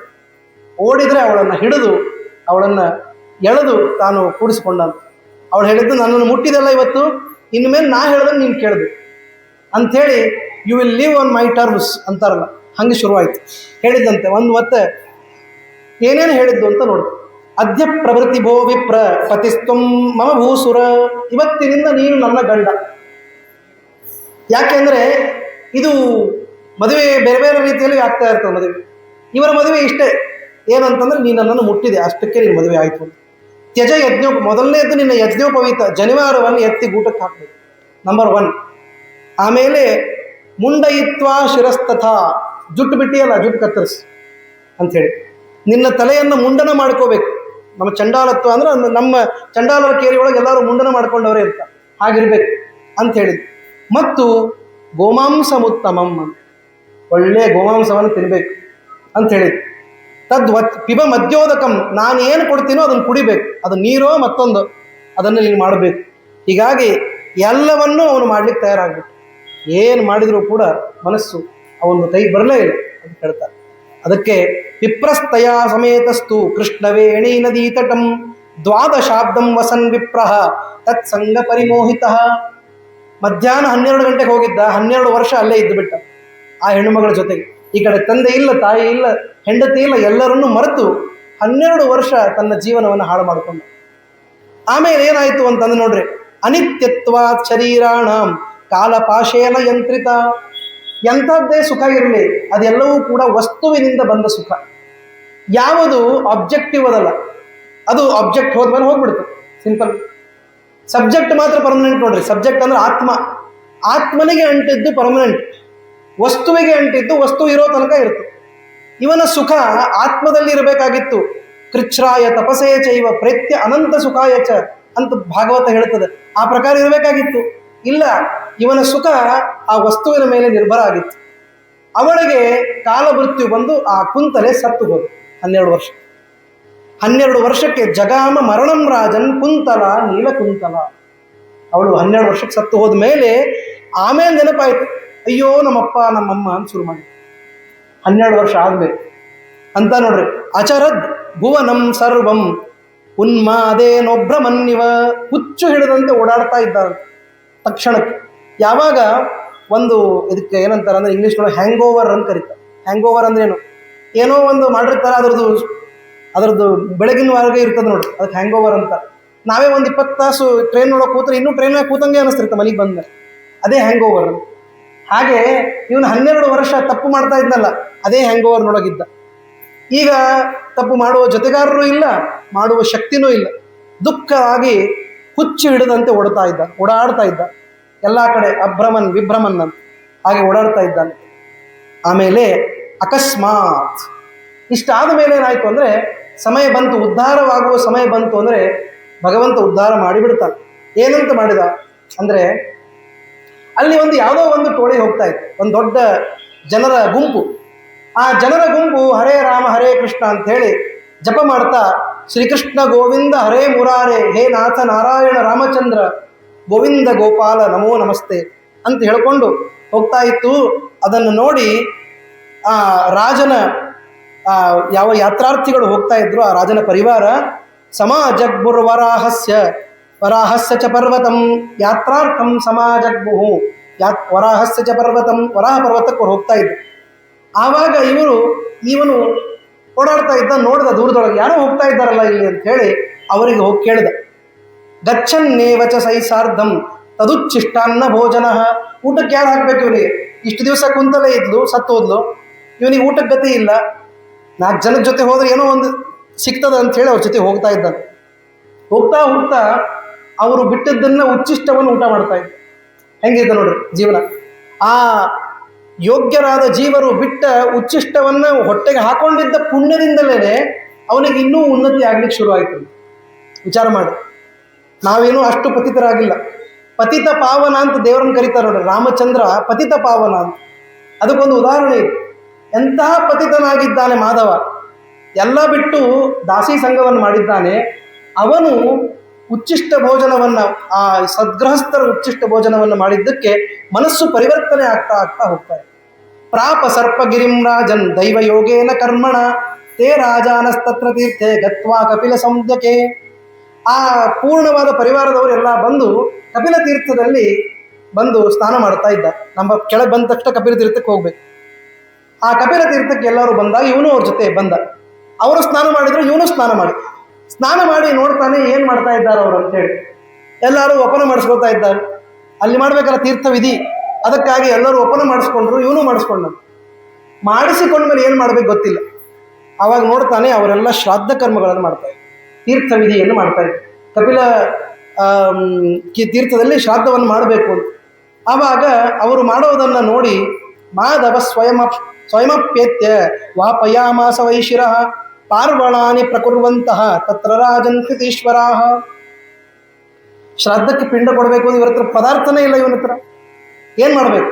ಅದಕ್ಕೆ ಏನು ಮಾಡ್ದ ಅಂತಂದ್ರೆ, ಕುರ್ವನ್ ಪಿಂಡಾನ್ ಮೃದಾ ಕೃತ್ವ ಪಿತೃಭ್ಯ ಶ್ರದ್ಧೆಯಾದವು. 12 ವರ್ಷ ಒಬ್ಬರನ್ನೊಬ್ಬರು ನೋಡದೆ ಇದ್ರೆ ಶ್ರಾದ್ದ ಮಾಡಬೇಕು ಅಂತ ಶಾಸ್ತ್ರ ಇತ್ತು ನೋಡ್ರಿ. ಅದನ್ನೂ ಹೆಂಗೆ ತೋರಿಸಿದ್ದಾರೆ. ಮನೆಯೊಳಗೆ ಅಪ್ಪ ಅಮ್ಮ ಇದ್ರು ಅಂತ ಹೇಳಿದ್ರು. ಅದಾದ ಮೇಲೆ ಎಷ್ಟು ಕಾಲ ಕಳೀತು? 12 ವರ್ಷ. 12 ವರ್ಷ ಆದಮೇಲೆ ನಮ್ಮ ಅಪ್ಪ ಅಮ್ಮ ಇರೋ ಸಂದೇಹ ಇದೆ, ಗೊತ್ತಿಲ್ಲ. ಅದಕ್ಕಾಗಿ ಶ್ರಾದ್ದ ಮಾಡಿ. ಸರಿಯಾಗಿ ಅವನು ಶ್ರಾದ್ದ ಮಾಡಿದ. ಶ್ರಾದ್ದ ಮಾಡಲಿಕ್ಕೆ ಪದಾರ್ಥ ಇಲ್ಲ, ಏನೂ ಮಾಡಲಿಲ್ಲ ಅಂತ ಮಣ್ಣು ತೊಗೊಂಬಂದ. ಮಣ್ಣು ತಂದು ಕಪಿಲ ತೀರ್ಥದ ನೀರು ಕಲಸಿದ ಮಣ್ಣಿನ ಮುದ್ದೆ ಮಾಡಿ ಶ್ರಾದ್ದವನ್ನು ಮಾಡಿ. ಶ್ರಾದ್ದದ ವಿಧಾನ ಎಲ್ಲ ಗೊತ್ತೇ ಇದೆ ಅವನಿಗೆ, ಎಲ್ಲ ಹರೇ ಸ್ಮರಣ ಆಯಿತು. ಹರೇ ಸ್ಮರಣ ಈಗ್ಯಾಕಾಯ್ತು ಅಂತಂದರೆ ಉಚ್ಚಿಷ್ಟ ಭೋಜನ ಮಾಡಿದ್ನಲ್ಲ, ಆ ಪುಣ್ಯ ಅವನಿಗೆ ಬಂದು ಬಂದು ಬಂದು ಅವನಿಗೆ ಶ್ರಾದ್ದದ ದೀಕ್ಷೆ ಉಂಟಾಗಿದೆ. ಕಪಿಲ ತೀರ್ಥದಲ್ಲಿ ಶ್ರಾದ್ದವನ್ನು ಮಾಡಿದ್ದಾನೆ. ಮಾಡಿದಾಗ ದೈವಾತ್ ಕರ್ಮಣೈವಾಸೌ ತದಾಭೂತ್ ಗತ ಕಲ್ಮಷಃ. ಆ ಕರ್ಮದಿಂದ, ಪಿತೃಕಾರ್ಯದಿಂದ ಶುದ್ಧಿ ಯಾವ ಮಟ್ಟಕ್ಕಾಗ್ತದಂದ್ರೆ, ಇಷ್ಟು ದಿನ ಮಾಡಿದ ಪಾಪ ಒಂದು ಕಡೆ, ಒಂದು ಶ್ರಾದ್ದವನ್ನು ಭಕ್ತಿಯಿಂದ ಮಾಡಿದ್ದು ಒಂದು ಕಡೆ, ಎಲ್ಲ ಕರ್ಮ ಹೋಗ್ಬಿಡು. ಕರ್ಮ ಶುದ್ಧನಾಗಿ ಬಿಟ್ಟ ಅಂತ ಅವನಿಗೆ. ಸ್ವಲ್ಪ ಅಲ್ಪ ಸ್ವಲ್ಪ ಉಳಿತು ಅಷ್ಟೇ, ಬಿಟ್ಟರೆ ಎಲ್ಲ ಕರ್ಮವೂ ಕೂಡ ಅವನಿಗೆ ಹೋಯಿತು ಅಂತ ಹೇಳ್ತಾರೆ. ತಸ್ಮಾದ್ಯೋ ಮಾನವೋ ಭಕ್ತ್ಯ ಕುರ್ಯಾ ತೀರ್ಥಾವಗಾಹನಂ ಪಿತೃಶ್ರಾದ್ದಂ ಪಿಂಡದಾನಂ ಮುಕ್ತಿಸ್ತತ್ರ ನ ಸಂಶಯ. ಮಾಧವನಂತ ಅಪರಾಧ ನಾವಂತೂ ಮಾಡಿಲ್ಲ. ಆದ್ದರಿಂದ ಮಾಧವನಂತ ಅಪರಾಧ ಮಾಡಿದ ವ್ಯಕ್ತಿಯೇ ಉದ್ಧಾರ ಆದ ಅಂತಂದರೆ, ನಮ್ಮಂಥವರು ತಪ್ಪು ಮಾಡಿರ್ತೀವಿ, ಅದು ಕ್ಷಣವೂ ತಪ್ಪು ಮಾಡ್ತೀವಿ, ಆದರೆ ಅನುಗ್ರಹ ಅಂತೂ ದೇವರು ಮಾಡೇ ಮಾಡ್ತೀವಿ. ಶ್ರಾದ್ದ ಕರ್ಮ, ಪಿಂಡ ಪ್ರದಾನ, ಅದರಲ್ಲಿ ಸಹಕಾರ, ಇಷ್ಟನ್ನು ಮಾಡಿದರೂ ಸಾಕು. ವೈಕುಂಠ ಪರ್ವತದಲ್ಲಿ, ಅರ್ಥಾತ್ ಈ ಯಾವುದು ಕಪಿಲ ತೀರ್ಥದಲ್ಲಿ ಮಾಡಿದ ಪುಣ್ಯ ಅನಂತ ಕೋಟಿಯಾಗಿ ನಮಗೆ ದೊರೀತದೆ ಅಂತ ಅಭಿಪ್ರಾಯ. ಹೀಗಾಗಿ ಉದ್ಧಾರವಾಗತ್ತೆ ಅಂತಂದ್ರು. ಪಿಂಡ ನಿಚಸು ಕಿಂ ವರ್ಣಯಾಮ ಪುರುಷೋತ್ತಮಸ್ಯ ಕ್ಷೇತ್ರಸ್ಯ ತೀರ್ಥಸ್ಯ ಚ ಪುಣ್ಯಶಕ್ತಿಂ ಮೃತ್ಪಿಂಡದಾನೇನ ಪಿತಾಮಹಾದ್ಯ ಮುಕ್ತಿಂ ಪ್ರಯಾತ ಮುರವೈರಿ ಶಾಸನಾತ್. ಮುರವೈರಿ ಅಂತ ಪರಮಾತ್ಮನ ಕರೀತಾರೆ. ಆ ಮುರವೈರಿಯ ಶಾಸನ ಇದೆ. ಯಾರು ಪಿತೃಶ್ರಾದ್ದವನ್ನು ಚೆನ್ನಾಗಿ ಭಕ್ತಿಯಿಂದ ಮಾಡ್ತಾರೋ ಅವರಿಗೆ ಯಾವ ದೋಷಗಳು ಹತ್ತೋದಿಲ್ಲ. ದೋಷಗಳು ಮಾಡಿದ್ರೂ ಕೂಡ ಆ ಪಿತೃ ಕಾರ್ಯದಿಂದ ಅದು ಉತ್ತಮವಾಗ್ತದೆ. ಅದಕ್ಕೆ ದೇವಕಾರ್ಯ ಪಿತೃಕಾರ್ಯಂ ವಿಶಿಷ್ಯತೆ ಅಂತ. ದೇವತಾ ಕಾರ್ಯ ಮಾಡುವಾಗ ಒಂಚೂರು ವ್ಯತ್ಯಾಸ ಆದರೆ ದೇವರು ಕ್ಷಮ ಮಾಡುತ್ತೆ. ಪಿತೃಕಾರ್ಯವನ್ನು ಹೆಚ್ಚು ಪ್ರೀತಿಯಿಂದ ಭಕ್ತಿಯಿಂದ ಮಾಡಬೇಕು. ಯಾಕೆಂದರೆ ಪಿತೃಕಾರ್ಯಕ್ಕೆ ಅಷ್ಟು ಮಹತ್ವ ಕೊಟ್ಟಿದ್ದ.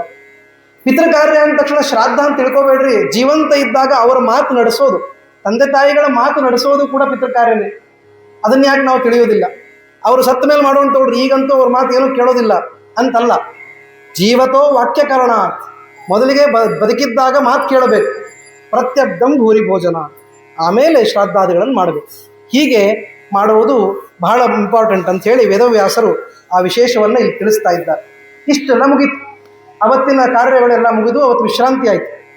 ಅವ್ರು ಎಲ್ಲಿ ತಂಗಿದ್ರು ಆ ಛತ್ರದಲ್ಲಿ ಇವನು ಮಲ್ಕೊಂಡಿದ್ದಾನೆ. ಪ್ರಭಾತೆ ವಿಮಲೆ ಪ್ರಾಪ್ತೆ ರಾಜಾನೋ ರಾಜಸತ್ತಮ ಸಮಾರೋಹನ್ ಗಿರಿಶ್ರೇಷ್ಠಂ ಸಪುತ್ರಶ್ಚ ಸಬಂಧವಾಹ. ಗಿರಿಯನ್ನ, ವೈಕುಂಠ ಪರ್ವತವನ್ನು, ತಿರುಪತಿ ಬೆಟ್ಟ ಹತ್ತಲಿಕ್ಕೆ ಹೊರಟ್ರು ಎಲ್ಲರೂ. ಹೊರಟ ಮೇಲೆ ಯಾರು ಎಲ್ಲಿ ಹೋಗ್ತಾರೋ ಅಲ್ಲಿ ಹೋಗೋದು ಅಷ್ಟೇ ಇವನ ಕೆಲಸ. ಹೋಗ್ತಾ ಇದ್ದಾನೆ. ಮೊದಲಿಗೆ ಬೆಟ್ಟದ ಹತ್ತಿರ ಹೋದ್ನಂತ. ತೇಷಾಂ ಅನುಪದಂ ರಾಜನ್ ಪ್ರಾಪಶೇಷಗಿರಿಂ ಚ ಸಹ ವಿಶ್ರಾಮ್ಯಂತ ಸರ್ವ ಏವ ತೇ ತಸ್ತುಸ್ತತ್ರ ತತ್ರ ಚ ಸೋಪಿತಸ್ಥೌ ಮಹಾರಾಜ ಮಾಧವೋ ಗಿರಿಮಸ್ತಕೆ ಭೂಧರ ಸ್ಪರ್ಶ ಮಾತ್ರೇಣ ತದಗಂ ಪರ್ಯಕಂಪತ.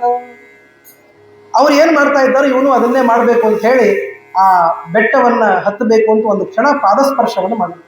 ಮೊದಲನೇ ಬೆಟ್ಟದ ಮೇಲೆ ಕಾಲಿಟ್ಟ ತಕ್ಷಣ ಒಮ್ಮೆ ಮೈ ನಡಗ್ಲಿಕ್ಕೆ ಶುರು ಆಯ್ತು ಅವನಿಗೆ. ಪರ್ಯಕಂಪತ, ಅದು ಅವನ ಮೈ ನಡಗಿದ್ದಲ್ಲ, ಅವನ ಕರ್ಮ ನಡಗ್ತಂತೆ. ಯಾಕೆಂದರೆ ನಾವು ಮಾಡಿದ ಕರ್ಮಕ್ಕೆ ತಿರುಪತಿಯ ಆ ಪುಣ್ಯವನ್ನು ತಡ್ಕೊಳ್ಳೋ ಶಕ್ತಿ ಇಲ್ಲ. ಕರ್ಮ ನಾಶ ಆಗೋಗ್ತದೆ. ಏನಿರ್ಬೇಕು ಆ ತಿರುಪತಿ ಕ್ಷೇತ್ರದ ಮಹಾತ್ಮೆ. ಹೀಗಾಗಿ ಹೇಳ್ತಾರೆ, ಅವನ ಕರ್ಮ ಪರ್ಯಕಂಪತ, ಕರ್ಮ ಅಂದರೆ ಅಘ ಪಾಪಗಳು ಕಂಪನ ಆಯಿತು. ಆಮೇಲೆ ಮಾಧವಸ್ಯಾಭವತ್ ಕಷ್ಟಂ ಯಥಾ ಮಕ್ಷಿಕ ಭಕ್ಷಣಾತ್ ವಮಂತಮೇನಂ ಸ್ವಂ ಸಮಾವೃಣ್ವನ್ ಸಮಂತತಃ. ಜೋರಾಗಿ ಅವನ ಕುತ್ತಿಗೆಯಲ್ಲಿ ನಾವು ಏನೋ ಒಂದು ತಿನ್ನುವಾಗ ಮಕ್ಷಿಕ ಒಳಗೆ ಹೋಯಿತು ಅಂತಂದರೆ ಇರಿಟೇಷನ್ ಶುರು ಆಗ್ತದೆ ನೋಡ್ರಿ. ಅದನ್ನು ಉಗುಳೋದ್ವರೆಗೂ ಇದು ಸಮಾಧಾನ ಆಗೋದಿಲ್ಲ. ಹಾಗೆ ಆ ಪಾಪಗಳು ಅವನ ಒಳಗೆ ಕಿರಿಕಿರಿ ಉಂಟು ಮಾಡಿ ವಾಂತಿ ಆಯ್ತಂತೆ ಜೋರಾಗಿ. ಎಂಥ ವಾಂತಿ ಆಯಿತು ಅಂತಂದರೆ ಆ ವಾಂತಿಯಿಂದ ಬಂದ ಹೊಗೆ, ಅರ್ಥಾತ್ ಆ ಜ್ವಾಲೆ 3 ಲೋಕಗಳನ್ನು ಆವರಿಸ್ತದೆ. ಅಷ್ಟು ದೊಡ್ಡದಾದ ಕೆಟ್ಟದಾದ, ಯಾಕೆಂದ್ರೆ ಹೇಳಿ ಸುರ, ಮಾಂಸ, ದಾಸಿ ಸಂಘ ಮಾಡಬಾರದ್ದು ಎಲ್ಲ ಲಿಸ್ಟು ಮುಗಿಸ್ಬಿಟ್ಟಿದ್ದ. ಆ ಚೆಕ್ ಲಿಸ್ಟು ಕ್ಲಿಯರ್ ಮಾಡ್ಕೊಂಡು ಬಂದಿದ್ದ ಅಂಥ ವ್ಯಕ್ತಿ ಇವನು. ಅದಕ್ಕಾಗಿ ಆ ದುರ್ಗಂಧದಿಂದ, ಧೂಮದಿಂದ ವಾಸಿತಾ ಸರ್ವದೇವತಾ. ಎಲ್ಲ ದೇವತೆಗಳ ಎಲ್ಲಿಂದ ಬರ್ತಾ ಇದೆಪ್ಪ ಇಂಥ ದುರ್ಗಂಧ? ಎಲ್ಲಿ? ಲೋಕದಲ್ಲಿ, ಮೇಲಿನ ಲೋಕಗಳಲ್ಲಿ ಬರ್ತಾ ಇದೆ. ಹೀಗಾಗಿ ಅದು ನೋಡಿದ್ರಂತೆ. ಆಮೇಲೆ ಇವನಿಗೆ ಪುಷ್ಪವೃಷ್ಟಿಯನ್ನು ಅವ್ರು ಮಾಡಿದ್ರು. ಏನ್ರಿ ಇದು? ಮಾಡಿದ ಅಪರಾಧ ಎಂಥದ್ದು, ಅವನ ಮೇಲೆ ಆಗ್ತಾ ಇರೋ ಪುಷ್ಪವೃಷ್ಟಿ ಎಂಥದ್ದು ಅಂದರೆ ಇಷ್ಟಕ್ಕೆ ಮುಗುದಿಲ್ಲ, ಇನ್ನೂ ಮುಂದೆ ಬಹಳ ದೊಡ್ಡ ಪುಣ್ಯ ದೇವರು ಕೊಡ್ತಾನೆ ಅವನಿಗೆ. ಇಷ್ಟೇ ಮುಗುದಿಲ್ಲ. ಆದ್ದರಿಂದ ಪುಷ್ಪವೃಷ್ಟಿ ಆಯಿತು. ಮಾಧವನ ಉತ್ತಮವಾದ ಉತ್ತಮ ಅಂಗ ಅಂದರೆ ತಲೆಯ ಮೇಲೆ ಪುಷ್ಪವೃಷ್ಟಿಯನ್ನು ಮಾಡಿದರು. ಇದನ್ನು ನೋಡಿ ಮಾಧವಂ ಗತಪಾಪ್ಮಾನಂ ಯಥಾ ಹರಿರಜಾಮಿಲಂ ಕೃಪಯಾ ಉದ್ಧೃತವಾನೇನಂ ಕೃಪಾಲುರು ದ್ವಿಜಪುಂಗವಂ ಅಂತ ಹೇಳಿ ಈ ಅಜಾಮಿಳ ಉಪಾಖ್ಯಾನದಲ್ಲಿ ನಾವು ನೋಡ್ತೀವಿ. ಒಂದು ನಾಮಸ್ಮರಣೆಯಿಂದ ಅಜಾಮಿಳ ಹೇಗೆ ಉದ್ಧಾರವಾದನೋ ಹಾಗೆ ಈ ಮಾಧವ ಕೂಡ ಉದ್ಧಾರವಾಗಿದ್ದಾನೆ ಅಂತ ಹೇಳ್ತಾರೆ. ಹೀಗಾದ ಮೇಲೆ ಬ್ರಹ್ಮದೇವರು ಬಂದು ಜಿಗ್ರಂಶ್ಚ ತಚ್ಚಿರ ಶ್ರೀಮಾನ್ ಬ್ರಹ್ಮ ವಾಣಿ ಮಥಾಬ್ರವೀತ್ ಭೋ ಮಾಧವ ವಿಪ್ರೇಂದ್ರ ಗತ ಪಾಪೋಸಿ ಕೇವಲಂ ಸ್ವಾಮಿ ತೀರ್ಥಸ್ಯ ನಿಕಟಂ ಗತ್ವಾ ಸ್ನಾತ್ವಾ ತಜ್ಜಲೆ ವರಾಹ ವದನಂ ನತ್ವಾ ತ್ಯಜ ದೇಹಂ ಮಹೀಸುರ. ಇಷ್ಟು ಕೊನೆಗೆ ಬಂದು ಒಂದು ಶರ ಹೇಳು. ಏನಂದರೆ, ನಿನ್ನ ಪಾಪಗಳೆಲ್ಲ ಹೊರಟು ಹೋಯಿತು ಮಾಧವನೇ, ಈಗ ನೀನು ತಿರುಪತಿಯ ಬೆಟ್ಟಕ್ಕೆ ಹೋಗಿ ಅಲ್ಲಿ ಇರುವಂತಹ ಸ್ವಾಮಿ ಪುಷ್ಕರಣಿಯಲ್ಲಿ ಸ್ನಾನ ಮಾಡಿ ಅಲ್ಲಿಯೇ ಉತ್ತರದಲ್ಲಿ ಇರುವಂತಹ ಯಾವ ವರಾಹ ದೇವರಿದ್ದಾರೆ ಆ ವರಾಹ ದೇವರಿಗೆ ನಮಸ್ಕಾರವನ್ನು ಮಾಡಿ ನಿನ್ನ ದೇಹವನ್ನು ನೀನು ಬಿಟ್ಟು ಬಿಡು ಅಂತ ಹೇಳಿ. ದೇಹವನ್ನು ಬಿಟ್ಟೆ ಮತ್ತೆ ಸಾಧನೆ ಮಾಡೋದು ಹೆಂಗೆ ಅಂತಂದರೆ ಅದಕ್ಕೆ ಹೇಳಿದರು, ಏನೂ ಚಿಂತೆ ಮಾಡಬೇಡ, ಮಹೀಪಾಲೋಥ ಭೂತ್ವಾತ್ರ ಕುರು ರಾಜ್ಯ ಮಕಂಟಕಂ. ಈ ಲೊಕ್ಯಾಲಿಟಿ ಏನದಲ್ಲ, ಇದು ಪೂರ್ತಿ ಒಂದು ರಾಜನಾಗಿ ನೀನು ಒಂದು ದಿವಸ ಮೆರಿತಿ, ದೊಡ್ಡದಾದ ರಾಜನಾಗಿ ನೀನು ಮೆರಿತಿ. ಪಾಂಡವರ ದೌಹಿತ್ರ ಕುಲ ಏನು ಹುಟ್ಟೋದಂದ್ರೆ ಸಾಮಾನ್ಯ ಅಲ್ಲ. ಪಾಂಡವರ ಮಗಳ ಮನೆಯಲ್ಲಿ ನೀವು ಹುಟ್ಟಿ ಬರ್ತಿ, ಅತಿಕೀರ್ತಿಯನ್ನು ಪಡೀತಿ, ಸುಧರ್ಮನಿಗೆ ಮಗನಾಗಿ ಹುಟ್ಟಿ, ನಿನ್ನ ಹೆಸರು ಆಕಾಶರಾಜ ಅಂತ. ನೋಡ್ರಿ, ಯಾವ ಮಾಧವ ಬ್ರಾಹ್ಮಣ, ಯಾವ ಅಪರಾಧ, ಯಾವ ದುಷ್ಟತನ, ಯಾವ ದಡ್ಡತನ, ಯಾವ ಲಜ್ಜಾಹೀನತೆ, ಯಾವ ಅನುಗ್ರಹ. ಇದರರ್ಥ ಏನಾಯಿತು ಅಂದರೆ, ಯಾರು ಎಷ್ಟೇ ತಪ್ಪು ಮಾಡಿರಲಿ ಅನುಗ್ರಹದಿಂದ ಉದ್ಧಾರ ಆಗಲಿಕ್ಕೆ ಅವಕಾಶ ಇದೆ. ಸನಾತನ ಸಂಸ್ಕೃತಿಯ ದೊಡ್ಡ ಹೆಗ್ಗುರುತು ಏನು ಅಂದರೆ, ಅಪರಾಧಿಗಳಿಗೆ ಅಪರಾಧಿಗಳಿಗೆ ತಿದ್ದುಕೊಳ್ಳುವ ಅವಕಾಶ ಇದೆ. ಅದಕ್ಕೆ ಕ್ಲಾಸಿಕ್ ಎಕ್ಸಾಂಪಲ್ ಯಾರು ಹೇಳಂದ್ರೆ ಮಾಧವ ಬ್ರಾಹ್ಮಣ. ಇದು ಸನಾತನ ಸಂಸ್ಕೃತಿಯ ಶಕ್ತಿ ಅದು ತಿಳಿಬೇಕು ನಾವು. ಇದಕ್ಕಾಗಿ ಪುರಾಣವನ್ನು ಓದಬೇಕು, ಏನದ ಸತ್ವ ಅಂತ ಗೊತ್ತಾಗ್ತದೆ. ಆದ್ದರಿಂದ ಸುಧರ್ಮನ ಮಗನಾಗಿ ಆಕಾಶರಾಜನಾಗಿ ನೀನು ಮೆರಿತಿ. ನಾರಾಯಣಪುರಕ್ಕೆ ತೋಂಡ ದೇಶ ಅಂತ ಹೆಸರು, ಆ ದೊಡ್ಡ ಪ್ರದೇಶಕ್ಕೆ ನೀನು ಅಧಿಪ ಹಾಗೆ ಆಗ್ತಿ. ಇಷ್ಟು ಅಲ್ಲ, ಇದರ ಮೇಲೆ ಒಂದು ಸೌಭಾಗ್ಯ ಏನಂದರೆ, ಸಾಕ್ಷಾತ್ ಮಹಾಲಕ್ಷ್ಮಿ ನಿನ್ನ ಮಗಳಾಗಿ ಹುಡ್ತಾಳೆ ಅಂತ. ಇದಕ್ಕಿಂತ ತವ ಪುತ್ರಿ ಜಗನ್ಮಾತ ಜಾಮಾತ ಆಚ ಜಗತ್ತು. ಅದಕ್ಕಿಂತ ಇನ್ನೊಂದು, ಮಹಾಲಕ್ಷ್ಮಿ ಹುಟ್ಟಿದ ಮೇಲೆ ಮಗಳಾದರೆ ಅಳಿಯ ಅಂತೂ ಫಿಕ್ಸೇ ಅಲ್ಲ, ಯಾರು? ಸಾಕ್ಷಾತ್ ಶ್ರೀನಿವಾಸನೇ ನಿನಗೆ ಅಳಿಯನಾಗಿ ಬರ್ತಾನೆ ಅಂತ. ಹೀಗಾಗಿ ಇಂತಹ ಸೌಭಾಗ್ಯವನ್ನು ನೀನು ಪಡಿತಿ. ಭವಿಷ್ಯತಿ ಮಹಾರಾಜ ಪಶ್ಚಾತ್ ವೈಕುಂಠ ಮಾಪ್ನುಹಿ. ಇಷ್ಟೆಲ್ಲ ಆದಮೇಲೆ ನಿನಗೆ ವೈಕುಂಠ ದೊರೀತದೆ ಅಂತ ಏನು ಹೇಳಬೇಕಾಗಿಲ್ಲ, ವೆರಿ ಮಚ್ ಅಂಡರ್ಸ್ಟುಡ್. ಅದೇನು ಹೇಳಬೇಕಾಗಿಲ್ಲ, ಕೈಮುತ್ಯ ಸಿದ್ಧವಾದದ್ದು.